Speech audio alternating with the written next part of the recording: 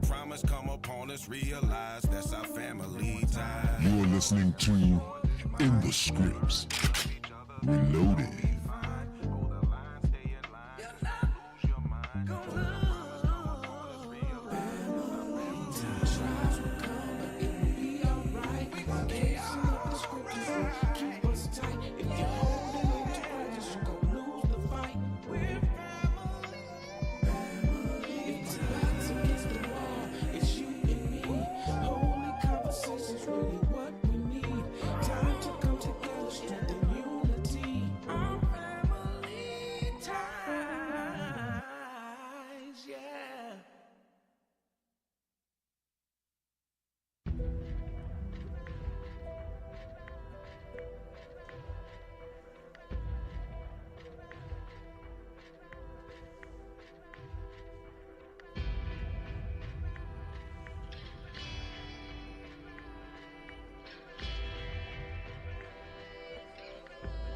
You're listening to In the Scripts, Reloaded.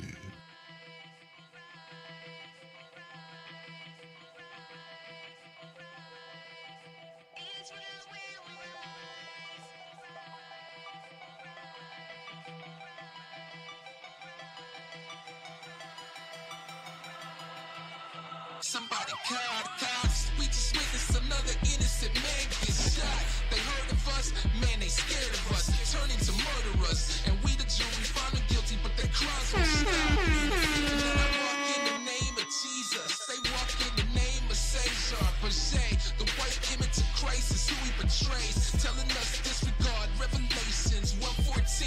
And when the truth comes out, they ask, does color matter? I asked them, did it when we got scattered, when they raped our women, murdered our children, and at the end of the day we still weren't paid, working for breadcrumbs, last hired, request the Sabbath off, first fired, no regards for the name of Jesus, but in God we trust, his words won't leave us, his laws ain't grievous, converting the souls, we should have kept the laws when we first was told, now we out here marching, looking for a strand of hope, but God's laws we won't hearken. You're listening to In the Scripts, Reloaded.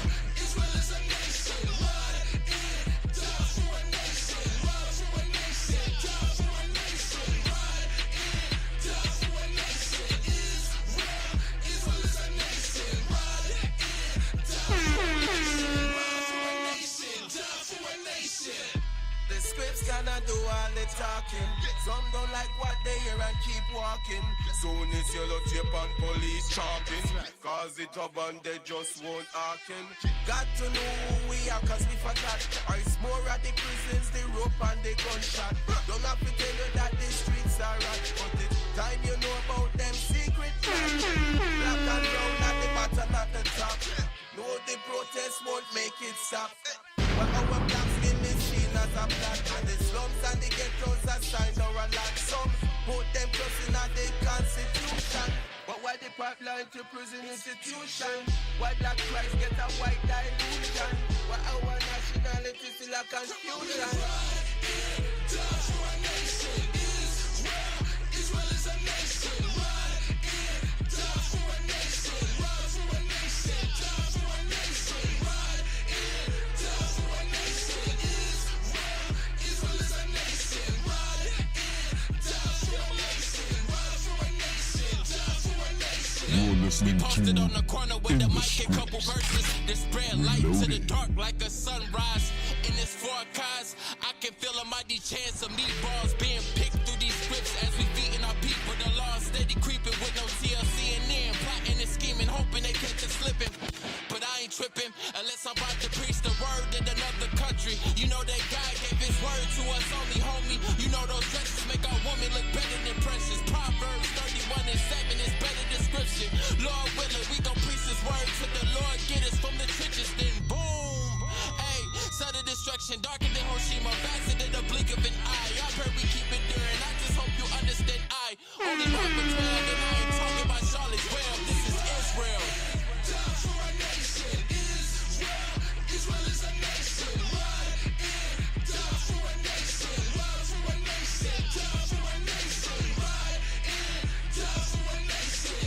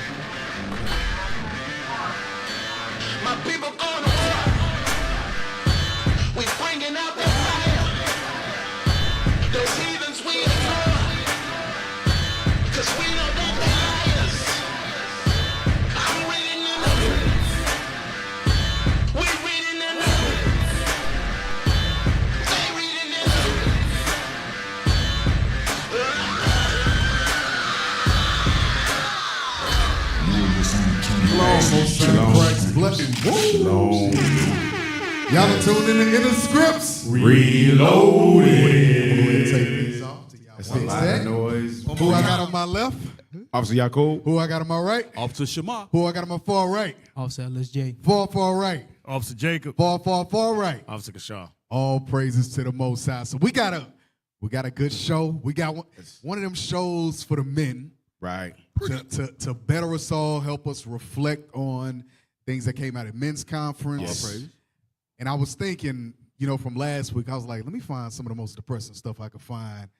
You know, brothers past and all that, insecurities. I'm like, brothers we ain't really digging back like that. Right. Like depression and shit and anxiety and all that. It ain't really nothing to go back to like that. Yeah. Your daddy did stuff to you, your uncle, all that. Get over it. Get over it. Yeah. Get over it. Keep it moving. You got to grow from it. Right. Those are the scabs in your life to make you stronger, make you Right. better. So build character. build character. That's right. Build character. All right. Learn what not to do for yourself in the future. Right. Learn what not to do with your children, your sons, your daughters. You know. Right. So yeah. So we're gonna go into some other things with the men. We're gonna go into some motivational things, some inspiration, some admonition, some correction, a little bit of everything. Little bit of everything. Very necessary stuff. Yeah, absolutely. But before we do that, we got to get out here to the streets. That's right. What y'all got for us, officer? Absolutely. All praise to the Most High God. You know how we do, man. Every week, it's Ears to the Streets. We talking about a hot topic that's going on amongst our people. Right. We want to see what our people think about it. And, of course, we're going to have some righteous commentary. You know what I'm saying? That's right. Hey, look at Officer Jay. Look at how you look on there.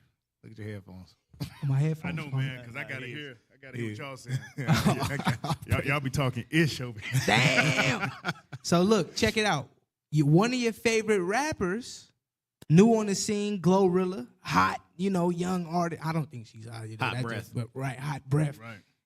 Hot garbage. Had some interesting comments. Officer Kashai, what she had to say this week? Hey, so she's out here giving life advice to the youth. You know, she's a world-renowned star, apparently.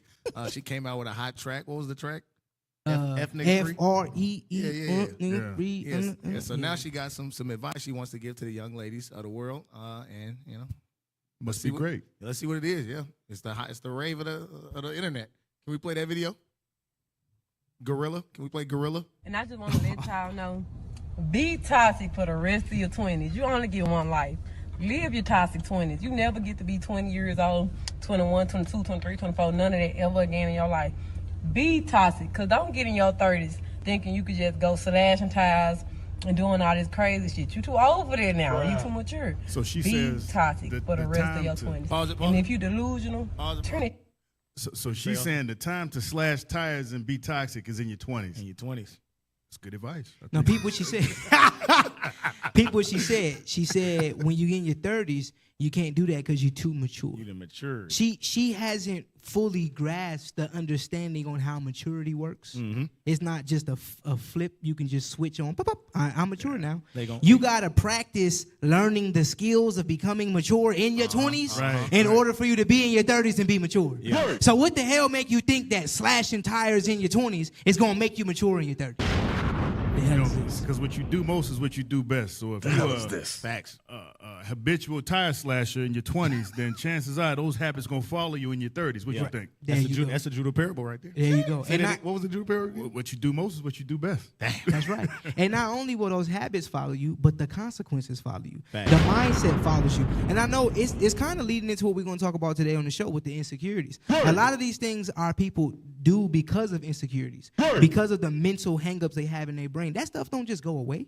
You got to put tangible work towards fixing your mental problems. I was reading one of the articles, just doing the back research behind this, and one of the psychologists, whatever he was, he had an article, and he said all of the big changes that happens to somebody's personality, the characteristic traits, will happen in they teens and they 20s. So by the time you get to your 30s, really, if you're looking at somebody in their 30, 35, that's the person you probably gonna be looking at 85, at 8 o'clock. He said you'll still see some change, but amongst the studies or I think it was 1,500 people that they studied, they said it was only a slight difference or a slight change. Wow. So she's saying get used to it in your 20s, but like you were saying, you don't just wake up on 30 and you be like, I'm no longer going to slash tires no more.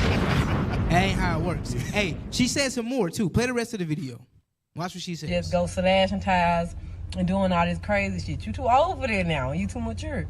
Be toxic for the rest of your 20s. And if you delusional, If you turn what? that shit up a If notch. you delusional, she said turn it up a notch. Wow. You know what? You know what a 25-year-old delusional toxic woman turns into? What's that? A 55-year-old single bitter ass woman. That's what the part she don't understand. You can't be delusional and toxic in your 20s, and then you getting every Tom, Dick, and Harry slanging slaw, as my brother would say. Shout out to Officer Obadiah, Ohio, all praises. Slanging slaw all up in you, right?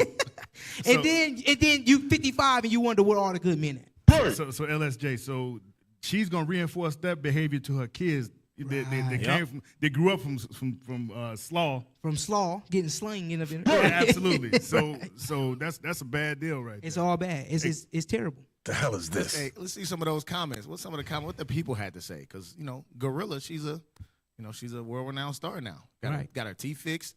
Amalek, and dolled her up. They say, hey, we'll make you more. Hey, she did get her teeth fixed. All due respect to the sister, but her teeth wasn't it before she got famous. I just got to be honest, man. Can we get the photos? But she still talk with that lisp. Number two, reaction to with no Glorilla. teeth.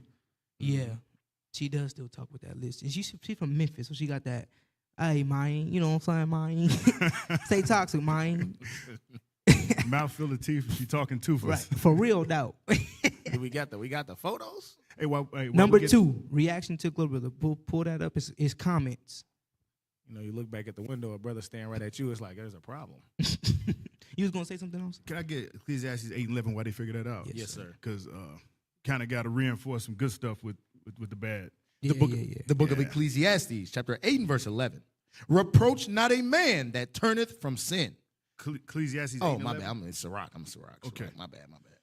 That's a good precept, though, by the way. It was. He was in the spirit, though, man. I wanted that sentence against the evil work because when you dealing foolishly, it can't yield good rewards. Ecclesiastes 8 and 11. Thank you. I got it. Ecclesiastes chapter 8, read it. verse There it 11. is. Dang. Because sentence against an evil work is not executed speedily. Because you didn't get shot, you didn't get no hot lead in you for breaking somebody's windows out or busting their tires or whatever the case may be. Because it didn't happen in your 20s. Rest assured. What did he say next? Therefore, the heart of the sons of men is fully set in them to do evil. Like Kashai, you said, you early childhood development, even early adulthood development. The scientists or the social scientists said that in the 30s you're gonna be the same person. In the 50s you're gonna be the same person. You don't mysteriously get good habits from bad, Right. Unless you run into them prophets. unless Right. you run into the prophets. But even that, Bishop Nathaniel said it in class a few weeks ago. He said, in order to improve, you have to be intentional. So you can't just think that it's this magical pixie dust you sprinkle on yourself when you turn 30 and now you just change. We as men in the congregation, a lot of us been in the truth 5, 6, 7, 8, 9 years. We still have to wake up every day and be intentional to be the best man we can possibly be. Hey, y'all got them comments? Intentional, because good decisions are intentional. Because we plagued with bad. It's easy to make a bad decision. It's more natural to make a bad decision than a good decision. To your point about the intentionality, I believe that's a word in the article as well. It did say because the guy he was like, I don't want to just feel like he doesn't want to push the message that it feel like there's no hope. He said you still can change after your 30s. He said, but you really are going to have to practice that thing on a daily. He basically said it's going to be some hard work when you get to your 30s and you're like, all right, let's switch it up now. It's going to be some hard work, Right. as opposed to what's the other parable? It's easier to raise strong children than to heal broken men. Yeah, that was a good one. That was a good one when you Hey, dropped that one. but speaking of that though, Bishop, he bought out something heavy in that Sirach. Remember, he was saying that the same principles it takes to raise strong children are the same principles it takes to build broken men. That's right. That's right. To fix broken men. Right. That was a nugget right there. Because he said we all came into this truth broken. Right. As a result, those of us woke up later in life in our late 30s, early 40s, now we know the right way to walk. That's right. Now we know how to walk upright for real and not be faking it, Hey, you know what? A lot of us came into the truth with them insecurities we're going to hit on today. And that's why it's so important for us to examine ourselves. Like Bishop say, take moral inventory of yourself. Right. Look at the failures that you have had and face them. I know it's uncomfortable, but face your failures. Face the things that you lack in, the things that you weak in. So what? Right. You can improve them. That's right. And that's why the scriptures say, desire the sincere milk that ye may grow thereby. That's right. That's what this truth is all about. It's about growth. All right. Y'all got the comments? I believe I got a thumbs up in the back, so I would say so. All right, pull them up. All right, so this is DD. There we go. It says, the prison industrial complex endorses this message. Right. Hey, that's facts. Well said. Yep. Hey, that's also to your point. You said that sentence is not handled swiftly.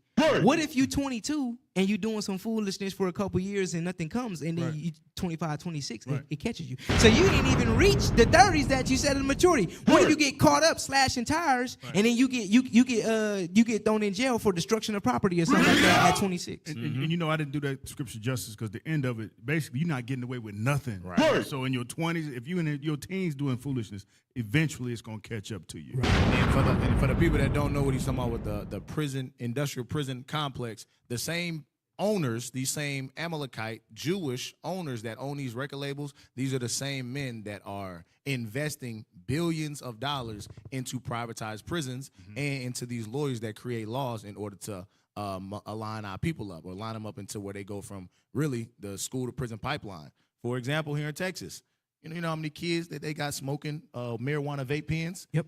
These kids watching TikTok, watching rappers like Glorilla and so on and so forth, NBA Youngboy, they think it's just normal. But when they get caught, they're like, oh, this is actually a felony case. And they don't know no better. And look, we're going to have to speed it up because of, our technical difficulties. We're going to jump straight to the Idumean moment of the week. I just got to say this real quick. I'm glad we got this back, right? We missed it a couple weeks. We came back with a bang last week with the ass sniffing. You know what I'm saying? And we got another crazy one. We got a captain like that one, man. He kind of frowned upon us, man. He's a serious dude, man. Yeah, man. Hey, Officer Kashaw, man, what we got for Idumean moment? I just want everybody to know, man, if you've been using irons normally, how we would normally use them, in the laundry room, in the living room when you watching TV, it's just a testament of us being in captivity. All right, can we play this Edomite moment of the week, to show you that we are in captivity? Ironing boards testify about our captivity. Ironing. It's certainly not meant to be normal. Normal's boring. Oh, wow. Oh, me. I'm Matt from New Zealand, and I've been doing extreme ironing about 4 years. The idea with extreme ironing is to find the craziest place you can iron. A Scottish lake, up a hill somewhere, or sometimes on a cave is also good fun. It's important to look your best as well. We try and have a good suit jacket on, so you can really look good as you're doing your ironing. These rocks are pretty hot at the moment. Where am I going to plug this into? Hang on. On top of a mountain. It's not that I want to show off myself, it's more that I want to get other people involved. Most of my friends and family are quite supportive of the ironing. It's nice to have a few people looking on. Here we are. I definitely think escapism is an important part of life. During the day I study astrophysics, so it's nice to have something like extreme ironing. It's a great way to just get out of everyday life, just have a bit of fun. Look at that. Hey, look, I think they missed at the beginning. He said ironing is not meant to be normal. Hey. If ironing ain't meant to be normal, what the hell else in life is supposed to be? That's the most normal thing you can do. In captivity. That's what I'm saying. That's just too extreme. I'd rather be wrinkled. I'd rather just stay wrinkled than go climb a mountain to go iron a shirt. See, listen, that's what I'm trying to tell y'all. We in captivity. We just thought it belonged up in the house. Right. I would recommend we all bring our ironing boards to Tabernacles this year on a backpack. Some people do that, though. Some people iron at Tabernacles. But think about it. Even at Tabernacles, you ironing in your tent. He looking like hell. You ironing in your tent, though. You ain't going to go hike through the wilderness and iron on the side of a tree. You notice they mention caves. This only tells me that they read the Bible. You know what I'm saying? They know where they from. They know they from the clefts of the mountains, and this was one of those fantasies they had back at that time. Not only that, they probably read Revelation 13 and 10. Because guess what? They trying to look at the fatness of the land, They said, let's iron up there. It's iron up evidence, man. I believe it. Man, Hey, listen, man. So look, y'all have it again. Glorilla is telling us this is some foolishness. Edomites are ironing the garments that they're going to get beat up in at the boardwalk. Damn. In the boardwalk and on the mountain.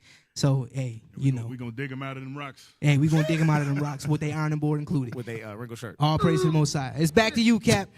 All praise to the Most High. You know, you can only be white and be in the mountains, Right. in the clefts of the rocks, Captivity, I told you. ironing. That's only white people do that. Right. Only Edomites do that. Right. They got enough money. They got enough was thinking- resources. I was thinking They the got same enough time. thing. They got enough freedom Right. to do some. Black people ain't up on no damn mountains ironing. Right. Oh, iron in the mountain. When we iron in our suit, we trying to get a job to pay We some trying bills. to get a job, man. Cap, they skydiving. They skydiving ironing their stuff.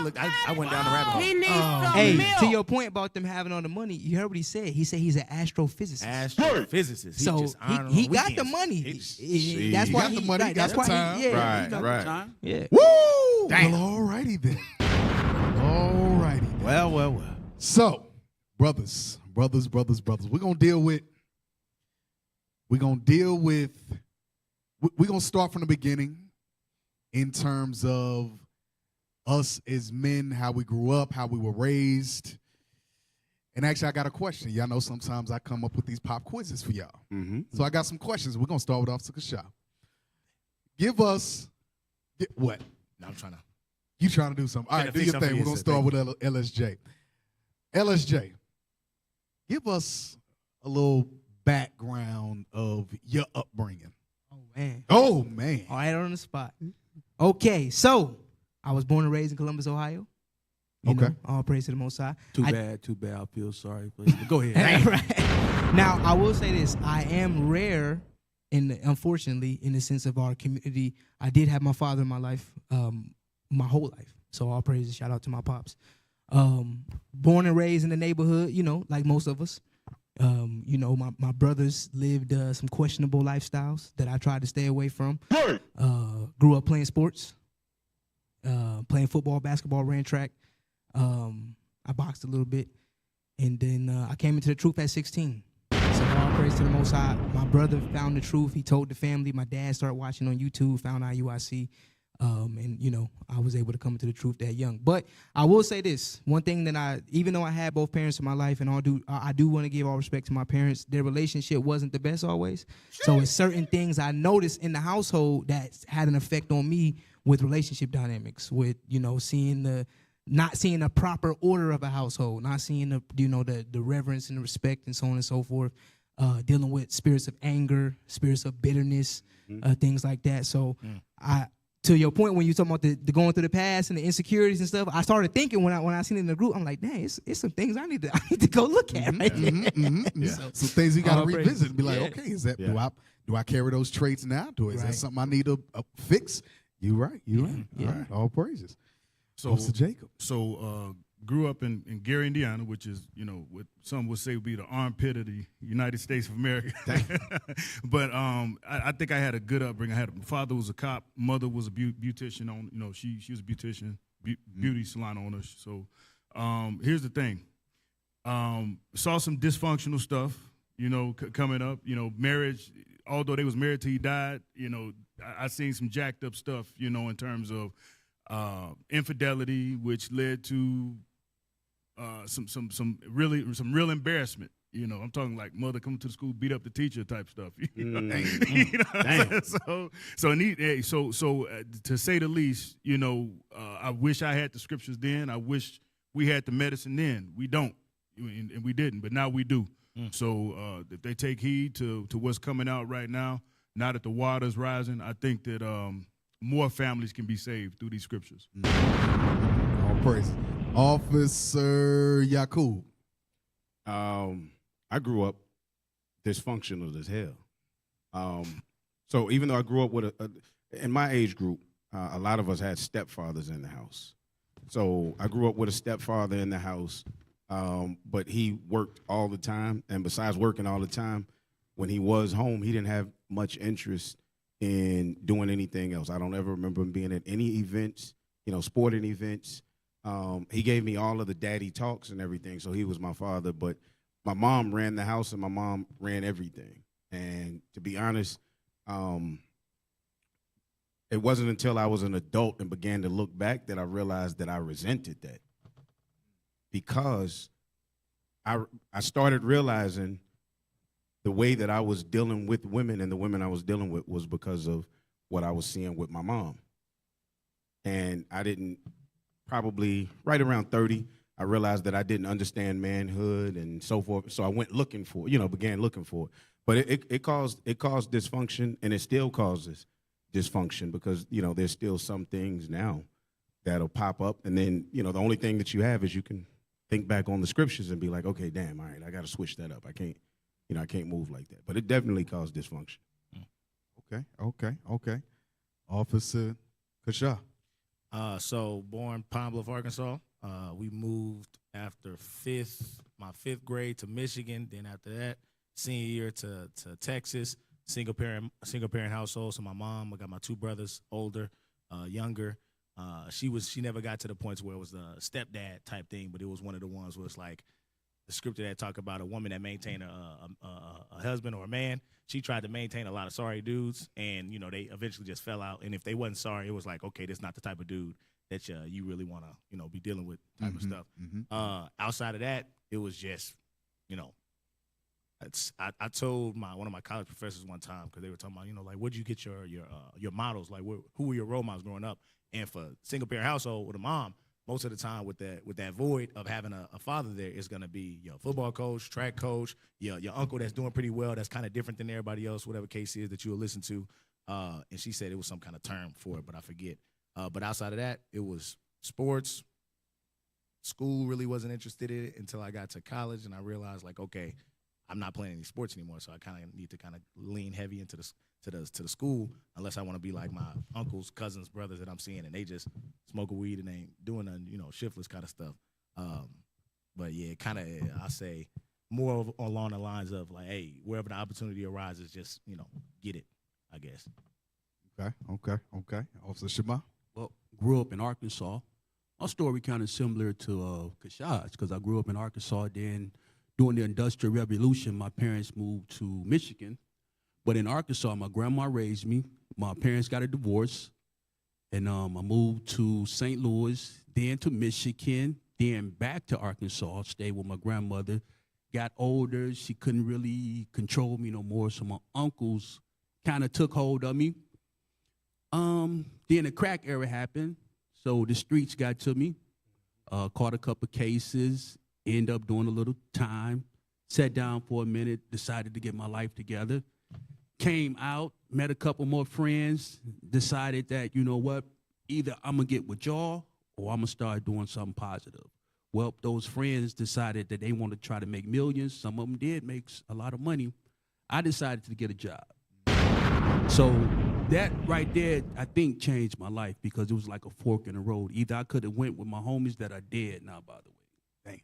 So, I had a rough one, man, but all praise to the Most High, man. It built a lot of character about me, I wouldn't change it. So you went from a crackhead to a prophet. All praises to the Most High. Y'all give a round of applause to my brother. All praises. Ain't that what you said? No, I was on the business side.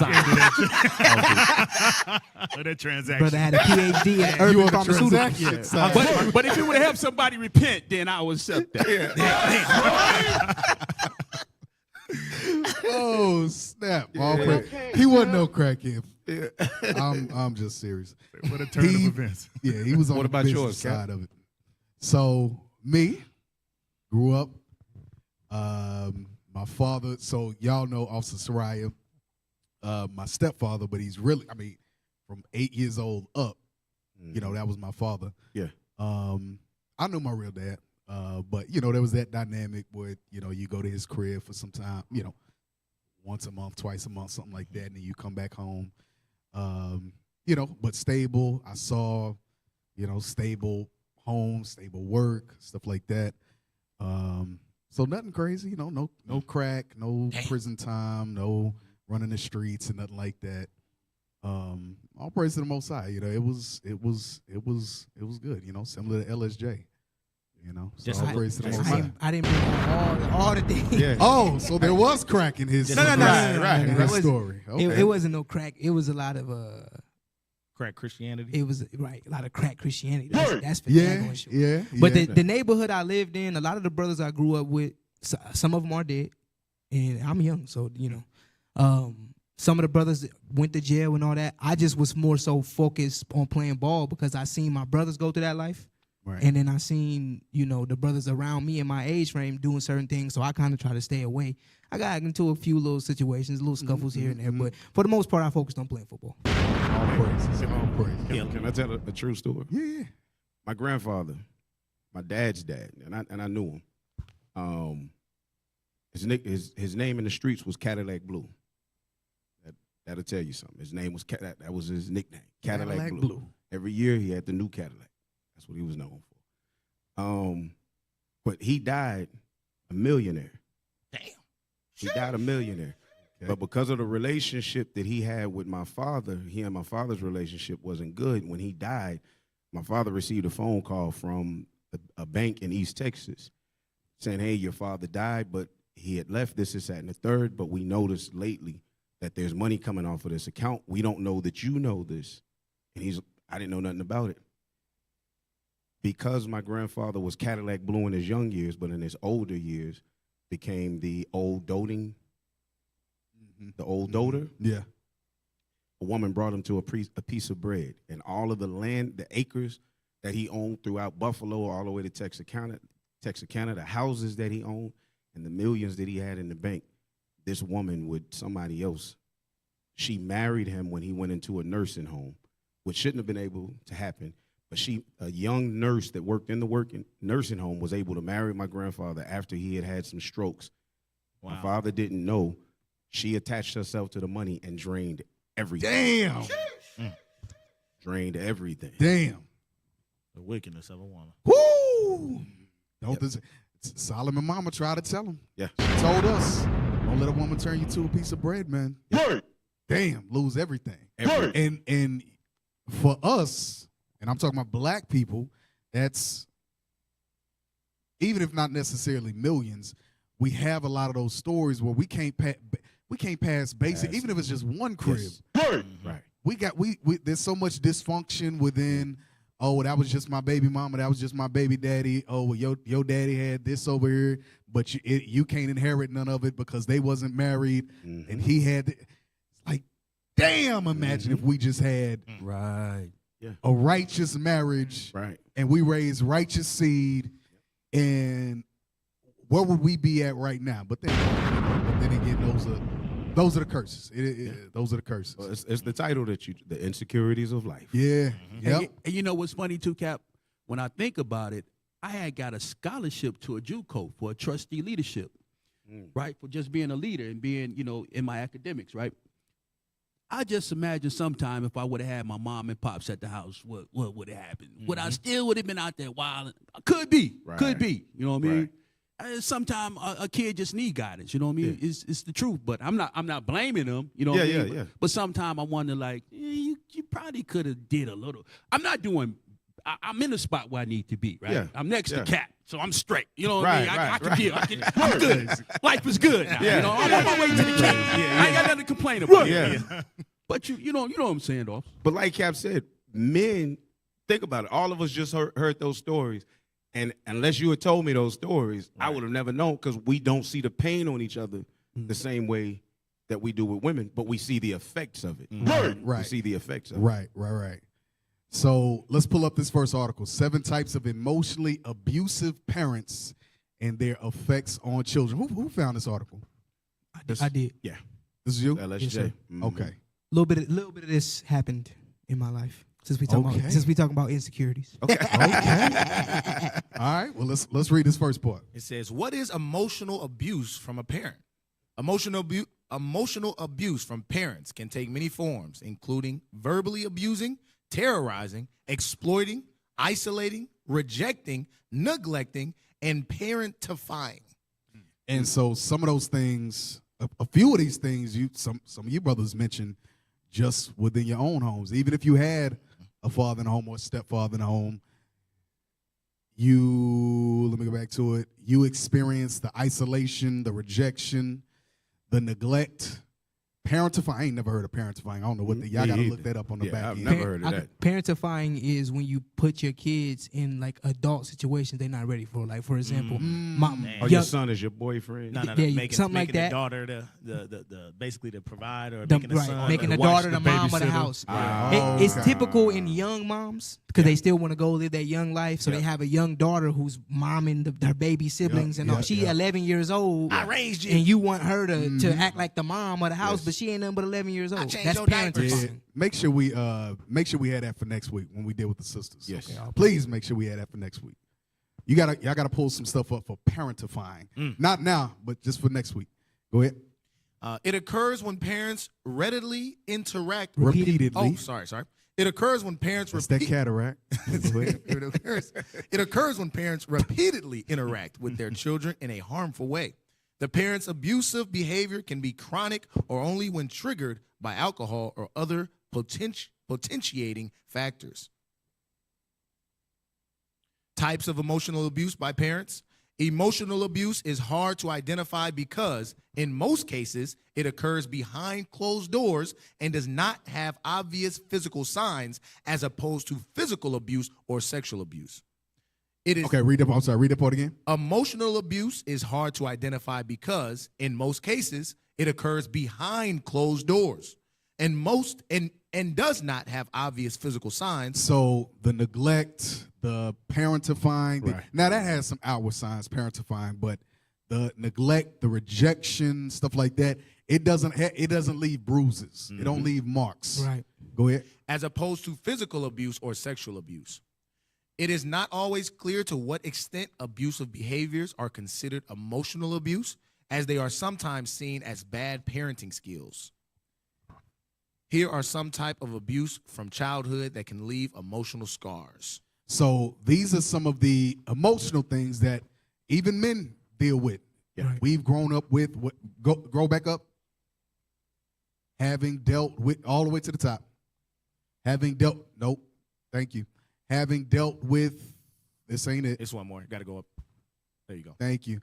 Having dealt with isolation, exploitation, terrorization. Is that a word? Terrorizing. Terrorize. But terrorization, does- still a word. Yeah, it's a word. Thank you, cataract. Yeah. What's going on here? Neglect. Parentifying. So scroll down. So these are some of the abuses. Go ahead. Verbal abuse. Would you like me to read the middle? Yep.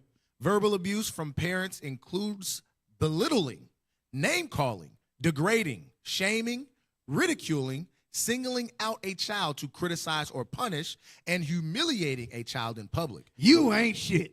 Mm-hmm. You look just like your daddy. Man, You need to go with your daddy. Y'all help me out with some more. Your daddy ain't it, so you ain't gonna be. There you go. Y'all act like I ain't raised y'all good. Right. Hey, I got one for you. How about your mama gossiping to her church friends about her kids as if she wasn't half the person in raising them? These kids doing this and that, and I used to sit back and think you'll like, be sitting there. you raised And they, right. You was a can part hear you. Right. Mom, I'm right here. She in looking the right at you. room. She looking right at you in the eyes. Yeah, right. Yeah, Somebody right. else. Yeah. I knew he wasn't gonna be shit. He looking right at me right now like he ain't got nothing to do. right. And that's terrible because that's one of those things.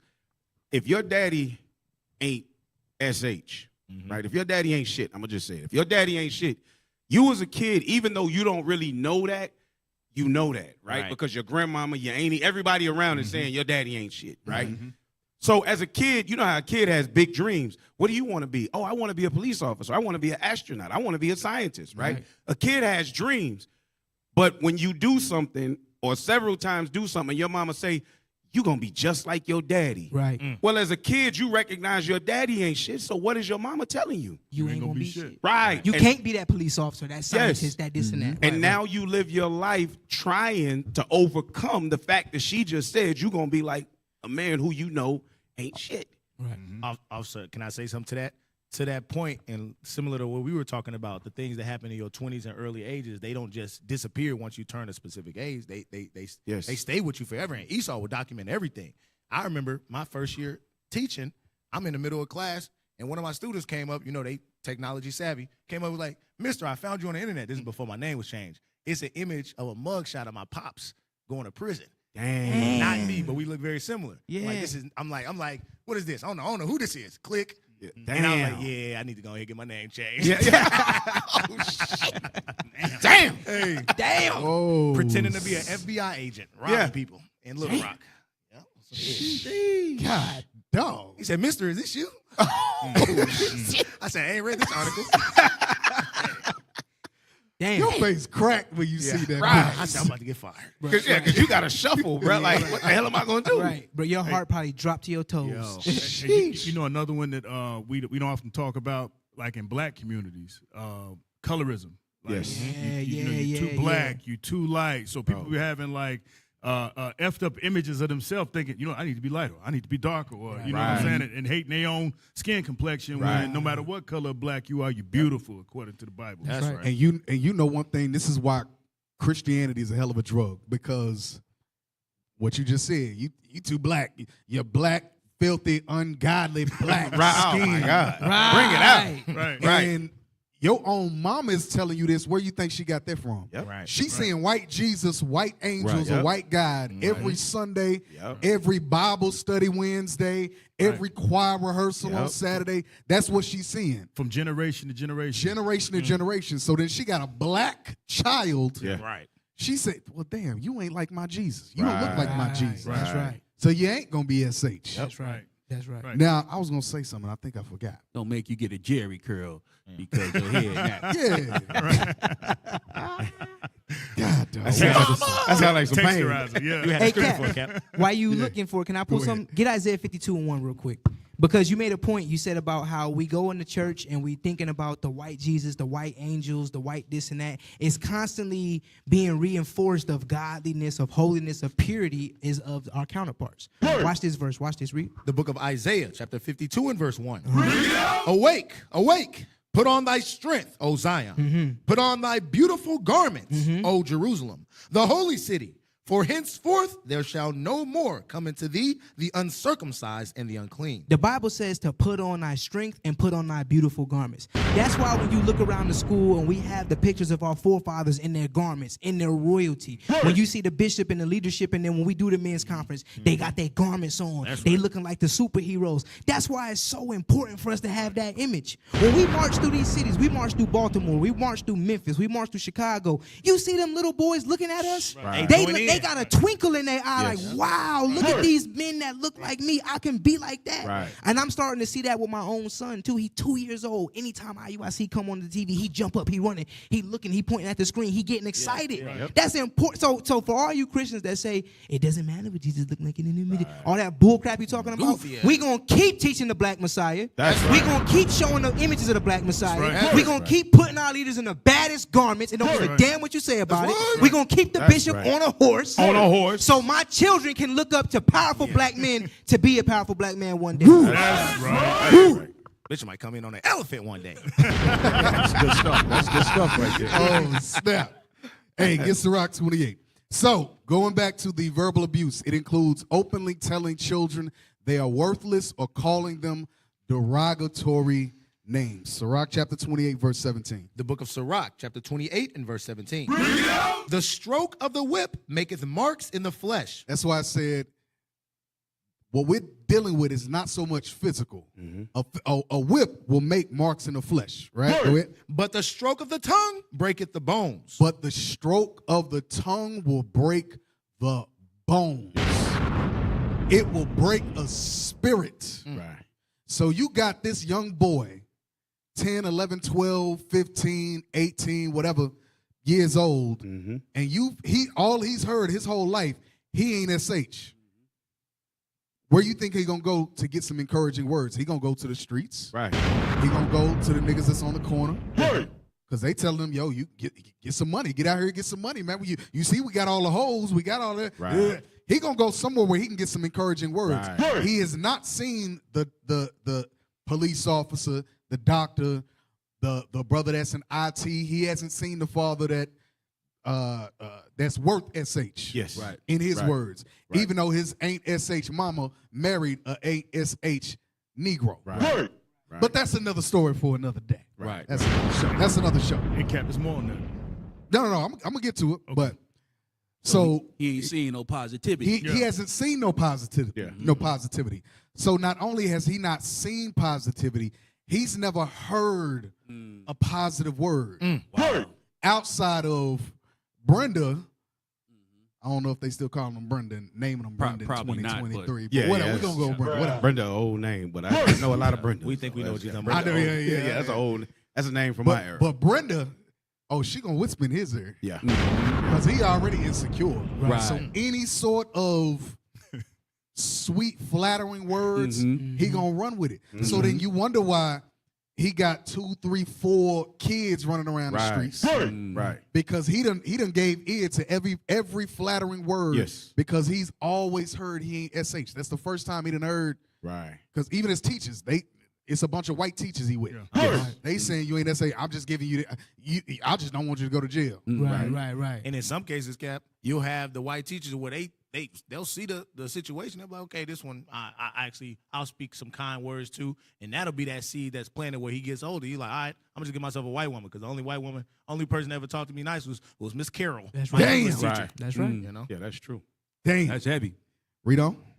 Verse 18. Many have fallen by the edge of the sword, So many have fallen by the edge of the sword. Go ahead. but not so many as have fallen by the tongue. But not so many. You have an entire nation of young men that have fallen by the tongue of a woman. Remember, the scripture says a wicked woman would abate the courage, right? Yes. I think that's just dealing with husbands. Right. These women, especially these young girls. Yeah, what's this chick name that y'all just Glorilla? Glorilla, yeah. Talking about be toxic. Yeah. They got kids. I assume Glorilla got kids. Did you got kids? I don't think so. Not that I heard of. I don't Okay, thank God. She got a So young- she ain't got them. But a lot of these girls that act just like her, they got kids. They toxic as hell. You saw them They all in her crazy as first all video. hell. Huh? You saw in the first video that she put out, that FNF video. She had a whole set of girls. One was straight up pregnant. that was pregnant. That's That was true. her. Yep. Yeah, and Yep. another one was holding babies and Yep. twerking. Yep. Yeah, that's her. So if she ain't got none, she's attached to that life. Right. That's what it's gonna look like. So you got all these crazy ass black women, young black girls, raising these. I don't even say raising these boys. They Right. might be breastfeeding, Yeah. They grooming them.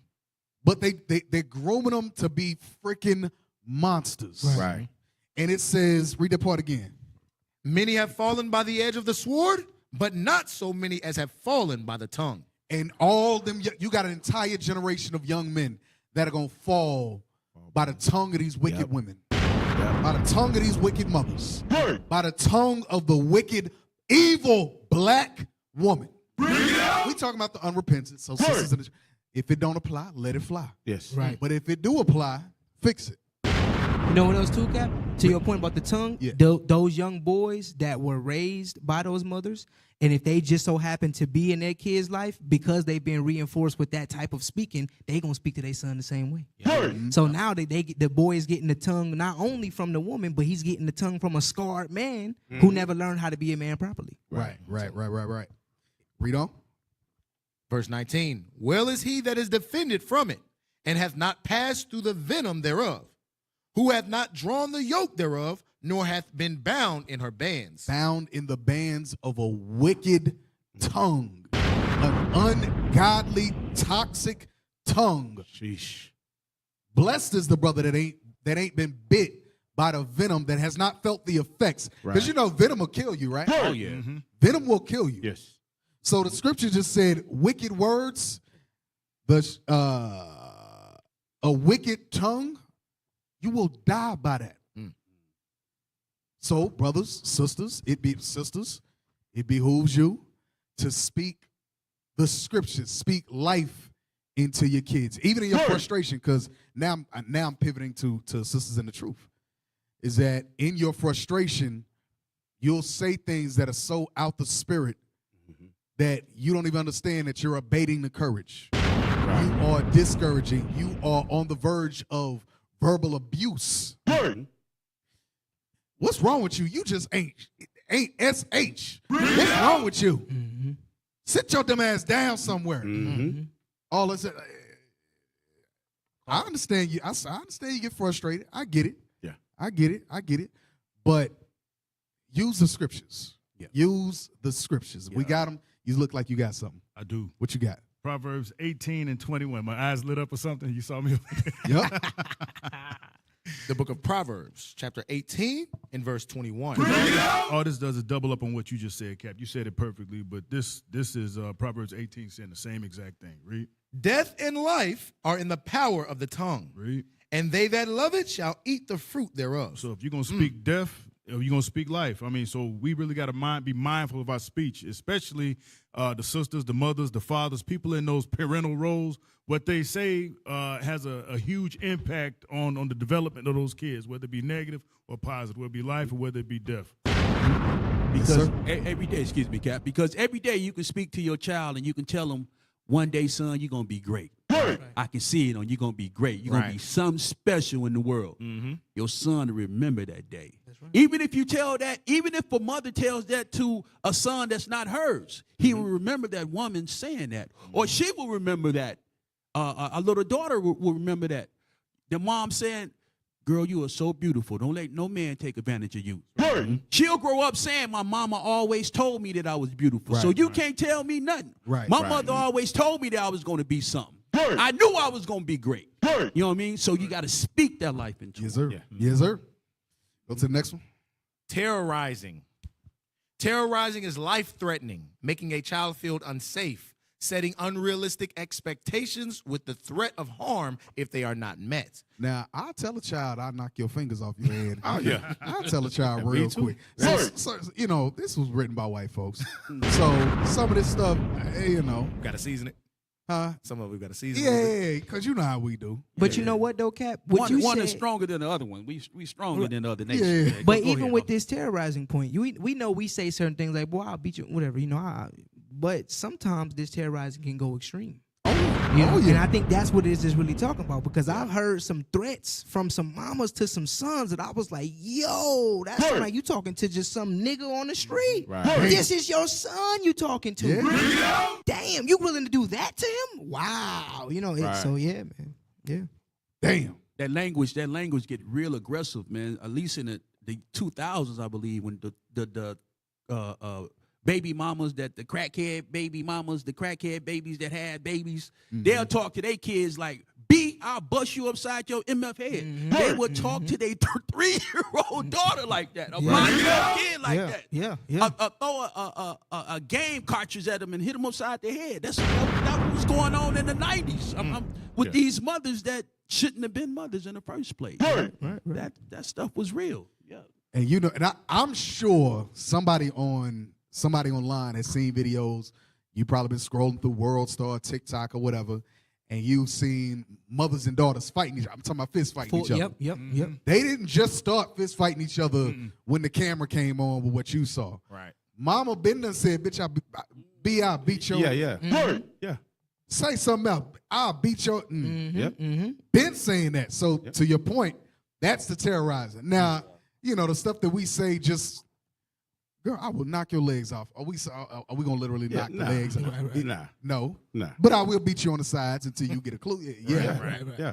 You know, but the stuff that they be talking about, there's a lead up, and it leads up to physical violence more often than not. Right. Go ahead. So it says terrorizing is life-threatening, making a child feel unsafe, setting unrealistic expectations with the threat of harm if they are not met, and threatening or inflicting violence on the child or their loved ones. Scroll down. Exploiting. Exploiting or mis-socializing a child is encouraging them to develop inappropriate behavior that interferes with their development. Damn. We didn't see that before. I just seen an example of this on social media the other day. With the tatted baby? Nah, not the tatted baby. Well, yes, that. But a sister had her like 3 or 4-year-old daughter posing in like some grown woman clothes, Somebody showed and it was like going viral. It was all for clout, just for her to get she was exploiting her daughter so she can get the attention and the clout and notoriety of saying, "Ooh, look at my girl, she's pretty." This and that. This and that. Well, when it comes to men today, we all know exactly what it is. Zion Wade is a Right. Yes. Zion Wade. Yeah. He is a young boy that was robbed of his manhood because he wasn't directed rightly. Yes. Because he had people that wanted to exploit it. and keep their celebrity persona at a high level, and so they exploited the son. It's not to say I've seen. I mean, I got nephews. I have no sons, but I have nephews, and there are times at a young age that a kid, a little boy, would be curious. When they like 2, 3 years old, you'll take a group of them after they've been playing all day or whatever. You might take 2 or 3, put them in the tub because you're just going to wash them all together. They all going to bed at the same time, right? Done that. But you mess around and walk out the bathroom, come back inside, and they playing tug of war. Right. So you have to be the one to stop that, though, because you know that it's not appropriate. They don't know yet that that's not appropriate. Right. But it's exploiting them. When you like that type of activity, you think it's funny. So then because you see them doing it and you're accepting of it, then you allow it to happen. Right. That's exploitation. And you see that a lot. Yep. Zion is the next level of Willow Smith. Because Yeah. Willow, Right. I thought Willow was going to go all the way. Same. Well, not Willow. What's his dude name? Jaden. Jaden. Because he lost his damn mind. Yes. But Zion Wade is just the next level of that. Yes. Now, something that they say here, for example, the parent may instruct their child to commit crimes or other antisocial activities. And you see that a lot. These sisters had a sons going in the store and for BS, for chips and hot Cheetos, and hot fries, and all, and just stupidity, dumb stuff. Yes. I'm like, damn, what the hell is wrong with y'all? Some Edomite stuff. I've got a young boy right now who is a client of mine. He's been a client of mine for about 6 months. And I'm amazed, and he's 6 years old. And the young boy tells me the stories of his life, and I'm amazed that a 6-year-old can detail his life. But he told me a story of his mother, because he's adopted now, but of his biological mother would use him to steal from the stores. Damn. At 6 years old, he knows what it means to steal. He knew what it means to hustle people out of stuff because his mama was teaching him. And he's 6 telling me these stories. And I'm sitting there like, yo, I know I got to be talking to an 18-year-old. Right. At 6. That's crazy. Damn. And you know another way of exploiting is financial exploitation. Putting that light bill in that kid's name. Jack your whole You know what I'm credit saying? up. Yeah. Jack the whole credit Same. up. Right. By the time the kid he get 18, 20, 21 years old, he want to move into his own apartment and Ain't get get his own electric nothing. bill. Yep. The electric come like, nah, Negro, you owe us X and X thousand amount of Yeah. dollars. He like, yo, I'm 21. I don't know that. Yeah. He Yeah. found bankruptcy He found- 3 times. Right, he found out the hard way when he was trying to get his own light bill. That's financial exploitation. Now your son is jacked up and he can't even set Now his he life up. resents you. Yep. So that's it. So various means of exploitation. That y'all talk about the tatted son. You got these you got these girls that's putting their sons up on social media. They smoking weed, and I'm talking about they kids 6, 7, 8, 9, 10 years old. They smoke weed. They do this stuff Yes. just for clout, just for Yes. likes, For clicks and likes. Yep. just for hearts. Yep. It's retardation at its finest. Yes. Rejecting. The parent refuses to acknowledge the child's worth and the legitimacy of their physical and emotional needs. A child is also rejected when their parent defines them as failures, refuses to acknowledge their accomplishments, refuses to show affection to them, and pushes them away. And pushes them away. So that's very similar to your verbal abuse. You ain't nothing. You ain't gonna be nothing. She always working, so she ain't never at your football game or whatever. She ain't never making practice. Well, you go figure it out. You want to play? You go figure it out. Go figure it out. So your coach got to get your cleats and all this other stuff. It's a boxer, the brother that's doing pretty well right now. He said that's how his mother was. Aaron Spence? No, Terrence Crawford. Terrence Crawford. Yeah. There you go. You know what's crazy?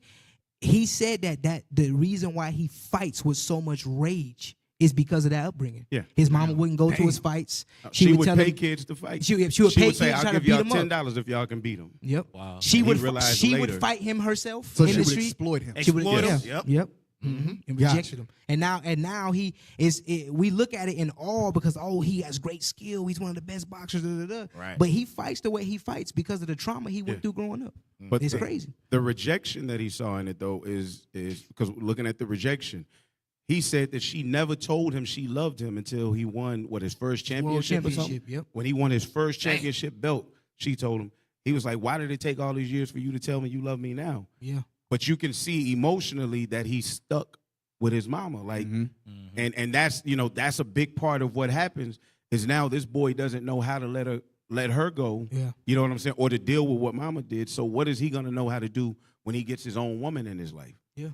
You know what I mean? He gonna be simp at the highest level. Yeah. He gonna be either Mr. Abusive or he gonna be Mr. Simp at the highest level. Yep. Right. It looked like AV in the spirit. They got something. Y'all got something for us? That's his mama right there. Yeah, go ahead, play These it. brothers on The kids, I said, if y'all can whoop Bud, I give y'all $10 a piece. Could none whoop him. This is my mom, Deborah. We got a love-hate relationship. We got a love-hate relationship. Told you, I'm gonna And she always telling you you're gonna lose, or you're not good enough, or you're gonna get your ass kicked, or things like that. It's like, okay. When I win this tournament, she gonna say congratulations or good job or I'm proud of you. But it never happened. Some things that I said to him, I wanted him to be a man. Don't be afraid of nobody. That's a hard lesson to learn. You're 12, 13. Yeah, but he had to learn it.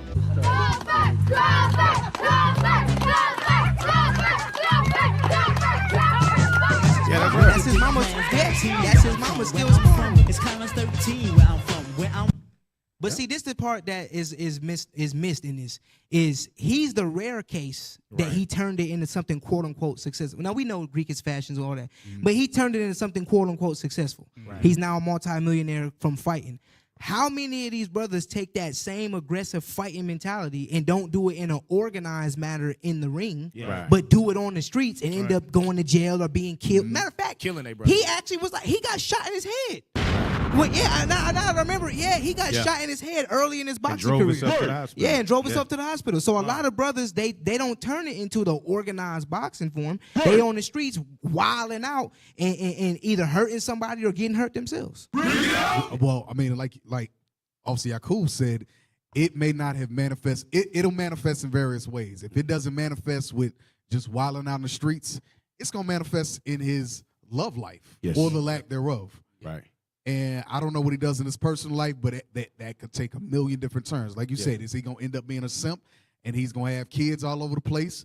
Is he going to marry some chick that only wants him for his money, and then she going to turn around, they have 1 or 2 kids, and all of a sudden she got him on child support because she always said, I love you. Right. I love you. And that's all. She only loved him to exploit him for his resources, a.k.a. his money. Right. AV, find a picture of his family, because something like officer said, it is really a rare situation with him. He found a girl when he was a teenager. He's been with her since he was a teenager. They have 2 or 3 children. The girl is not one of those physically fit women that you would think, that a boxer would have. That's him. Yeah. This is one of those situations where the Most High hand, now is that his girl or is that his oldest child? Gotta zoom in. It looked like a child. I think it's a child. Yeah, it looked like his oldest 6 child. kids. Yeah, but he has 6 kids. Are all of, look and see if all of them, because I want to say that they all by the same one. I don't think he has multiple baby mamas. So he is a rare case, but that's one of those situations. Yeah, they're married. Oh, does it say? Hold on, scroll back up. Go up. That looked like the family right there. Who was Terrence Crawford's girlfriend? Okay, so he's not married to her. There it is. So it manifests in that. Right. He would not. He won't get married, but he has 6 babies with her, and he's sticking with her, and she's actually a full-figured woman and so forth. I haven't heard any talk where they've been fighting. You know what I'm saying? Like him putting his hands on her and so forth. Right. But he's rare. But that's when the Most High has his hands on. Lord willing, the brother repent. I say it like that. Lord's will. Because that would be a hell of an example. He's still, scroll back up. Let me see what the year is on it. This is 20. Oh, no, this is a couple days ago. Yep. See, it's a girlfriend. So it still manifests at the end of the day, because imagine if he actually saw a marriage, a healthy marriage. Yes. It wouldn't be a conversation of you having 6 kids with a girlfriend. Right. So it's still manifests. So he's not that rare. He has a little bit more notoriety. True. That's really it. Absolutely. He's only rare in terms of fame, but in terms of family structure, same as the rest of them. That's Let me true. get the script. That's That's true. Let me get the script. Let me get Isaiah chapter 3 and verse 12, because he's a basic. That's very true. So-called African American, Right. An Israelite growing up in America is no different. We all could have been boxers. Every time I talk to Issachar, everybody Issachar swear they're boxers. Right. Yeah. But read that for me. The book of Isaiah, chapter 3 and verse 12. As for my people, children are their oppressors. He's no different. I'm going to tell you why. I was reading a documentary on it, right? He grew up being a stick-up kid. Yep. Robbing folks, you know what I mean? Oppressing his own people. Because he couldn't get what he needed from his family, from his mother, right? Whether it was finances, whether it was love, he needed some kind of attention, and he thought money could help him out. So he grew up being a stick-up kid, oppressing his own people, you know? And women rule over them. And his mom was doing I guess the best she knew how, right? Trying to play her best version of a man. Really destroyed that relationship. Him and her relationship probably will never be the same. Right. He probably end up putting her in the old folks' home when she get old. You know what I mean? Just paying the folks to take care of her instead of moving her into the house and giving that personal love. You understand? Read. O my people, they which lead thee cause thee to err and destroy the way of thy path. So now his path is like, okay, I'm not going to marry her, but we're going to have 6 kids. You know what I mean? Because I'm scared to commit. Right. Because I never saw a decent marriage in my life. Right. That's all I got. Yeah, that's excellent. I didn't even think about that. And then you got to think, and anybody watching, well, to hell with it. Y'all going to take it the way you're going to take it anyway. But to have 6 children with a girlfriend, imagine or think about the example that's showing now to 6 more individuals coming out of him.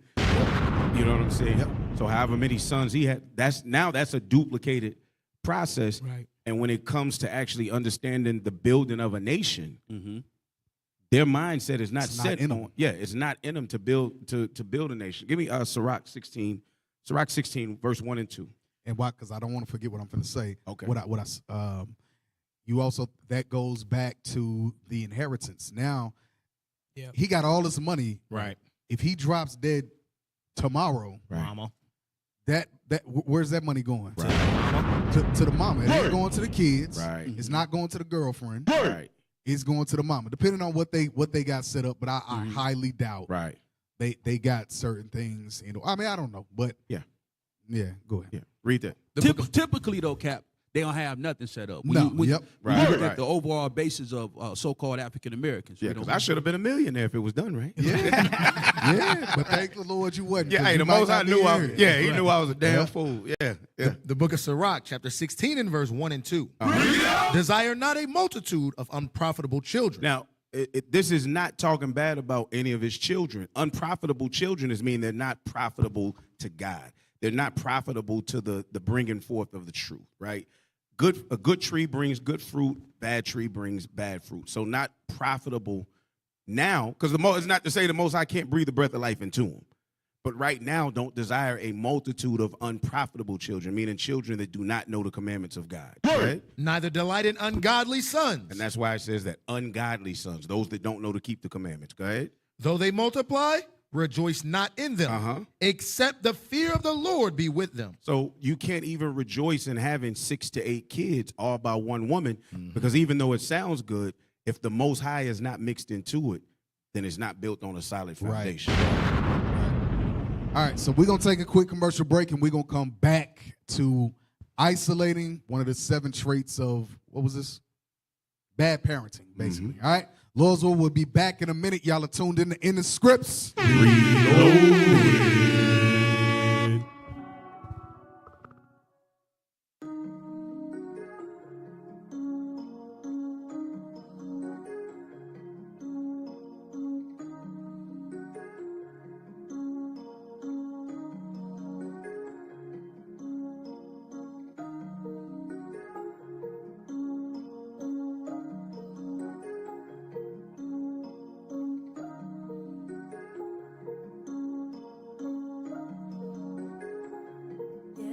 I need salvation from this flesh.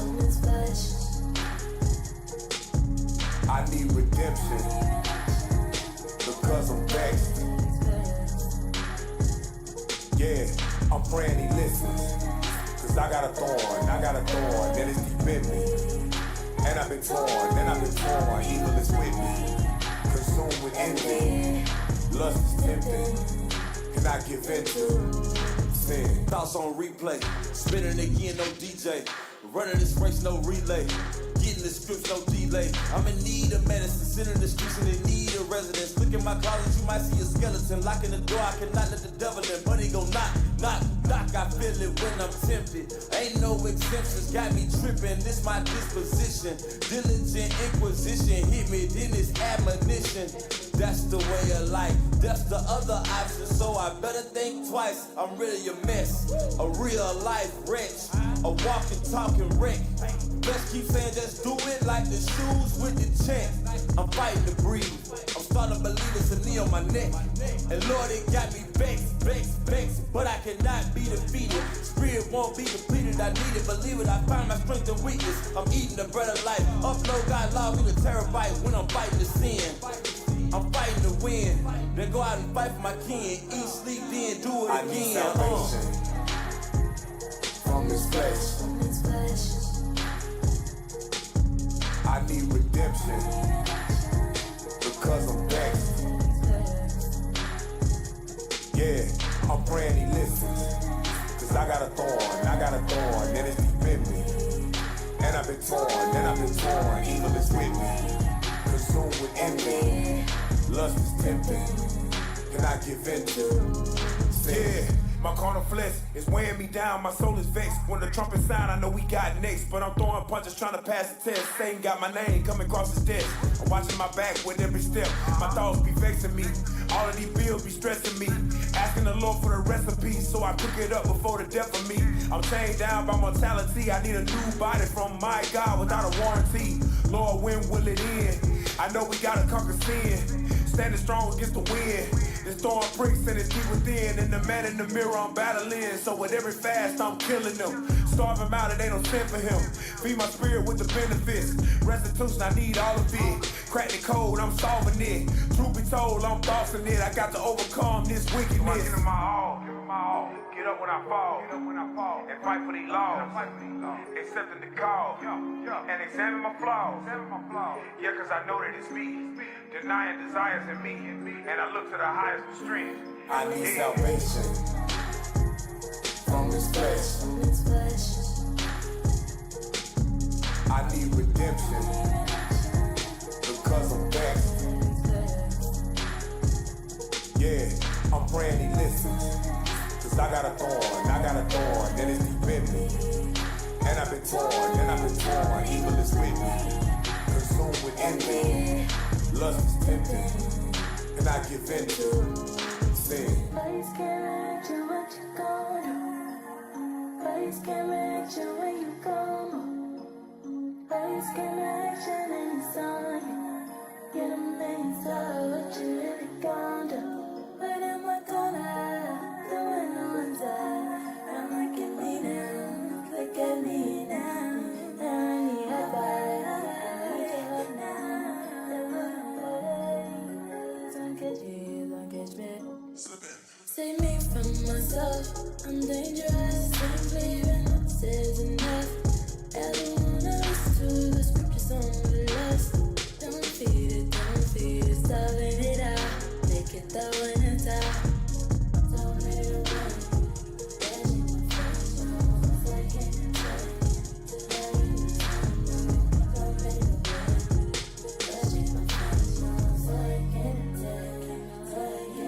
I need salvation from this flesh. I need redemption because I'm vexed.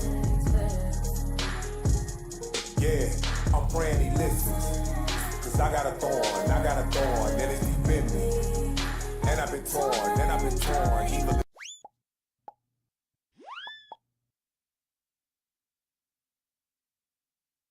IUIC Boom Cards are fun, interactive digital activity quiz cards for children ages 2 through 10.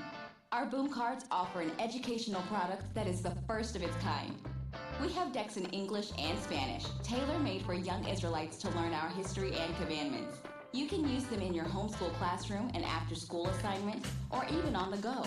The intuitive, easy-to-maneuver digital learning features found on our boom cards are self-correcting, allowing children to learn without their parents' help. Anytime you have an internet connection, you can fill your child's idle time with profitable and true biblical teaching. You can access IUIC boom cards on any mobile device or computer at www.boomlearning.com/author/IUIC. You can also download the Boom Cards app on the Apple App Store, Google Play Store, or even on your Kindle. Righteous digital activities and study tools for your children are now available through IUIC Boom Cards. Hey, shalom, shalom, shalom. Y'all are tuned in to Inner Scripts. Reloaded. Okay. Let me put my headphones on. I think they work now. Yep. Hey, my bad. You know me, old school, y'all cool going through stories, man. Yeah, I got stories. New and improved Cadillac Red. Yeah, man. All right, so let's go through isolating. We're going to go back to this article, isolating. Isolating. The parent cuts off the child from normal social interactions. They may confine the child, preventing them from participating in social activities such as family gatherings and school functions. Scroll down. You got anything on that? Child. Yeah, real quick. They say a lot of times serial killers come from isolated households.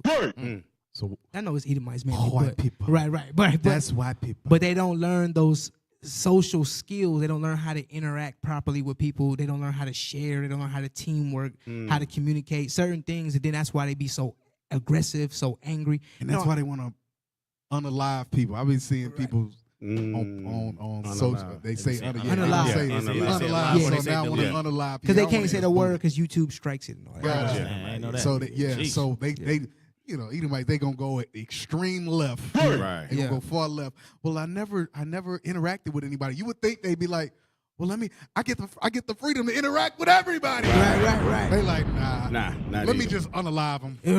Right. Yeah, that's Edom. Just because it's Tuesday. Yeah, that's Edom. I knew a brother Cap up in high school, Nigerian, Igbo, and his mom was heavy isolating, like as far as like him going out, but it was isolating, in my opinion, was the good way because he was like, hey, I got to be at home by 9 o'clock, 10 o'clock. Right. Single mom want me at the house, so he would always. But when I would see him, he would always be like he got a whole grudge. Like we just talking about grudge. He's mad because he's like, man, my friends they out late at the football game, they had a party, this and that, and the brother built up a grudge. Very smart, went to college, graduated. But in my opinion, because of that grudge, he kept on seeing. He looking at the sins and the lust of everybody else. Ended up with a white woman. You know what though? That's a heavy point because they talk about that in college a lot. A lot of, especially girls, but the boys too.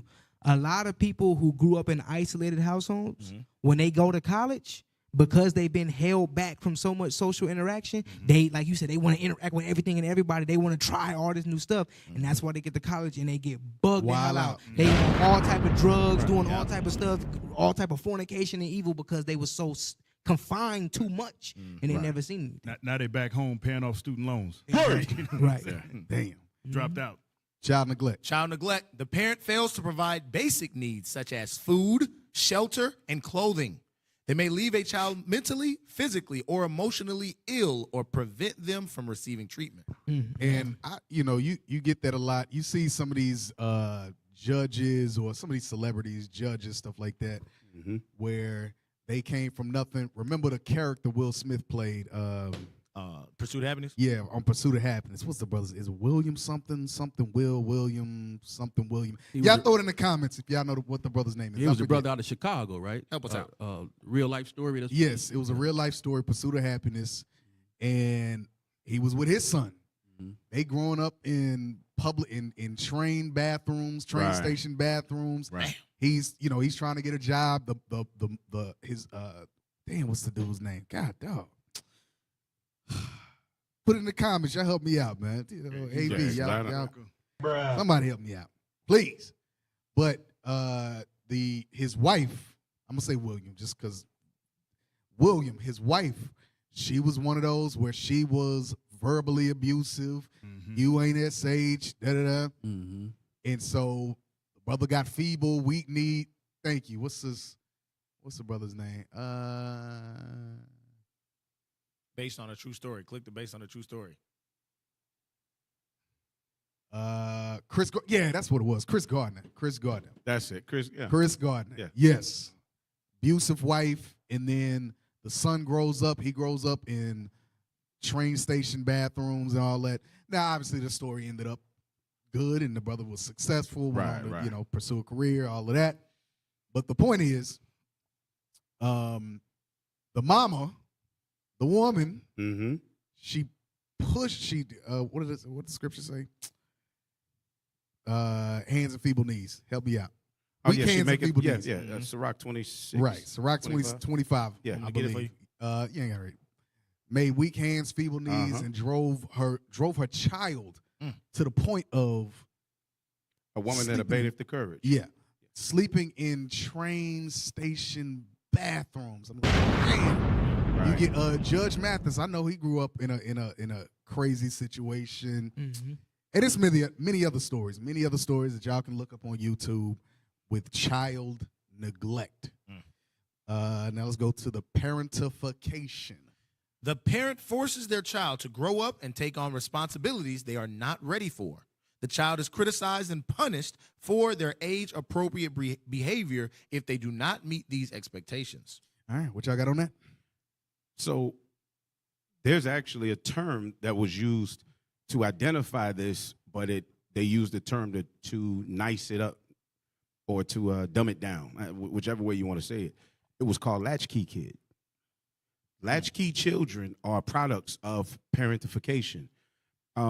Because I know many children out of my neighborhood, again, at a time where because the father and the mother both had to work, or either the father wasn't at home and he was doing nothing, so the mother was the one providing. In first, second, third grade, as early as that, these kids were going home and having to provide their own meals. You know what I mean? They were told, lock the door, don't answer the phone. They were given money to go down to the shopping center, to the corner store, to do the grocery shopping for themselves because mama was at work. She couldn't do it. And her mind was always that somebody would watch out for them or whatever. But I saw this a lot in the 70s. And the way that you know that it really affected us is because we did not see it with Edomite children in that same way. I'm sure there were some latchkey kids amongst them, but I saw a huge community of children that were latchkey kids because daddy was going on some BS and mama had to work. And this young boy, 6, 7, 8 years old, had to learn to boil water, to cook rice, weenies, whatever, to feed himself. I saw that a lot. That story is more common than you think in the black community. Yes. In the white communities, like you said, you alluded to, that's usually in the trailer parks. You see what I'm saying? Right. But let me get that in Lamentations 4 and 3. Because it go back to the woman in most cases. 90% of the time, this is going back to the woman, right? This is what the Most High said about it in Lamentations chapter 4 and verse 3. The book of Lamentations, chapter 4 and verse 3. Even the sea monsters draw out the breast. They give suck to their young ones. The daughter of my people is become cruel like the ostriches in the wilderness. The Most High is comparing the black woman, Hispanic Native American woman, to worse than a sea monster. He's comparing it to an ostrich. He say even sea monsters nurture their kids. But our people, we find it so hard to do. This poverty, this captivity we in, it got to be the Most High's masterpiece. It got to be. So without these scriptures, we'll continue to produce generation after generation just like this. Right. You know what I think about this too? I think I'm suffering from parentification. Yeah. You suffering from that? I'm suffering from that right now. Why? So listen, I'm gonna tell you this is just the truth. So 30 years old, all praise to the Most High. Got a wife and 2 kids.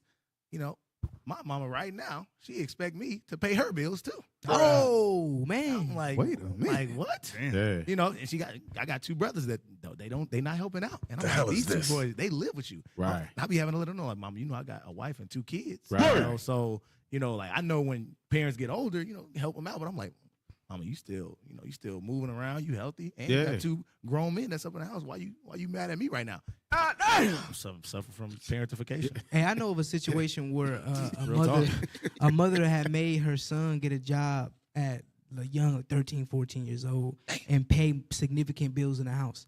Now, I'm not saying that as young men they shouldn't learn, how to work and responsibilities, take care of things like that. Personally, I think you probably learn that better by seeing a father do it and having to do it at 13 years old. But the situation that it created, although it might look like on paper, oh, he's learning certain responsibilities, it created a situation where he was tied to her. Yeah. To where when he grew up to become an adult, he never knew how to live on his own. Mhm. He never knew how to take care of himself. He could provide for another woman and as a wife and a kid and so on and so forth, or kids and so on and so forth, and a family, because he was so stuck to her. Yeah. He always taking care of her, paying her bill, mama this, mama that. Yeah. His life ended up dwindling away. You know? I'll tell you another side of it that I saw. Mothers, because again, in my era, I keep going back to my era because most of y'all won't understand. But it was very common in my era for a household to have 4, 5, 6 kids. Parents had more kids in the 70s, right? So when that dynamic happened of a dad not being there or the mother not being there or whichever, it usually fell on the oldest or the oldest couple of children to raise the younger children. So not only are they having to learn to cook for themselves, they're having to learn to actually cook for brothers and sisters. They're changing diapers. You know what I mean? Like they're actually literally running the house at 10, 11 years old while mama is off trying to provide or daddy, you know what I mean? Or doing, and it causes, I know a lot of people that built up a resentment for children did not want to have kids because they spent their early years dealing with kids, dealing with their mama's kids. You know, and even though it was brothers or sisters, and they never got a chance to build that brother-sister relationship. They've been parents. Yeah, I've been your parent the whole time. I can see them resenting other kids their age that aren't dealing with those at Yes, all. So that too. Jealousy, envy. Yeah, And right. when you think about it, because I know we had brought up Dwayne Wade's son earlier, but I remember in looking at some documentaries on Dwayne Wade, and his sister was actually the one that raised him. Right. So you look at how he Right. turned out and how his son turning out. You seeing like, okay, is this the way this thing's supposed to be? Right. Or because this thing could have had been done better. You know, so it's you put a lot of responsibility on a teenager or a young woman or a young man trying to raise children because you couldn't pick a good man. Right. Now you got to be out here going to work, because if you don't go to work, you can't pay these bills. These kids can't eat. You can't take the kids to work. So now they got to be at home by themselves. Lock the door. Don't let nobody in. And I told you I don't want nobody in my house. That's how I used to go. Everybody know the story. Esau's video games help fill the void of the missing father or missing mother. And a lot of kids, you have grown men, 40, 30, 50 years old, they play video games all day because that's all they knew growing up. Damn. And you think the different generations, like, children from the 70s, children from the 80s, our parents, they went out and they had jobs, so they left the kids at home. Now, in this new welfare generation that generation spawned, now they're at the house all day with the kids. See what I'm saying? Giving them the bad, reinforcing those bad habits that the kids are picking up on. So, yeah. So, brothers, what we want to do now is we're going to give you some motivation to overcome all those insecurities. Matter of fact, pull up the definition of insecure. Let's pull up the definition of insecure. Go to 2 Corinthians chapter 5, verse 17.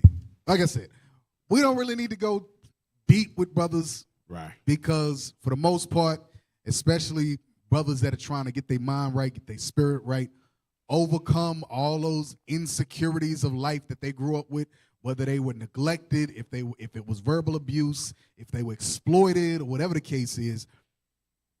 It don't take much for us to really just overcome that SH and get to the next level. Right. That's right. So insecure. Let's look at B. Definition 1B. Oh, yeah, let's look at one. Look at one. 1A. Or you want A? Yeah, or 1A. Deficient in assurance, beset by fear and anxiety. So the fear and anxiety is the verbal abuse. It could have been physical abuse. Give me some. You could have been terrorized. Go ahead. B, not highly stable or well adjusted. So amongst blacks and Hispanics, there is no stability amongst the households. At all. That's why this brother that's a boxer, he got a girlfriend, 6 kids. He didn't grow up in a stable home with a husband seeing his father, wife seeing his father. He didn't see that. Right. Go ahead. Definition 2, not confident or sure. Not confident or sure of yourself. So you walk around like this. You walk around very unsure of yourself. Yes. You're very mealy-mouthed. Yes. Go ahead. Definition 3, not adequately guarded or sustained, unsafe. Unsafe. Go ahead. Not 4, not firmly fastened or fixed, shaky. You shaky. You toss to and fro here and there, whether it's job, whether it's religion, whether it's relationships. You can't get married. That's why you got 3 or 4 baby mamas. Go ahead. Definition 5, unable to reliably afford or access what is needed to meet one's basic needs. Read the example of that. Families that are housing insecure, that are at risk of losing their housing. And you see that a lot. You mentioned about the what did you just mention? The welfare generation. The welfare generation. So you always feel like you're at risk. How many times have I heard brothers say, well, mama, you know, she was paycheck to paycheck, and we was always getting put out. We was from house to home, and we was from home to house, and we ain't had a pot to piss in or a window to throw it out of. That's the insecurity that you see in number 5.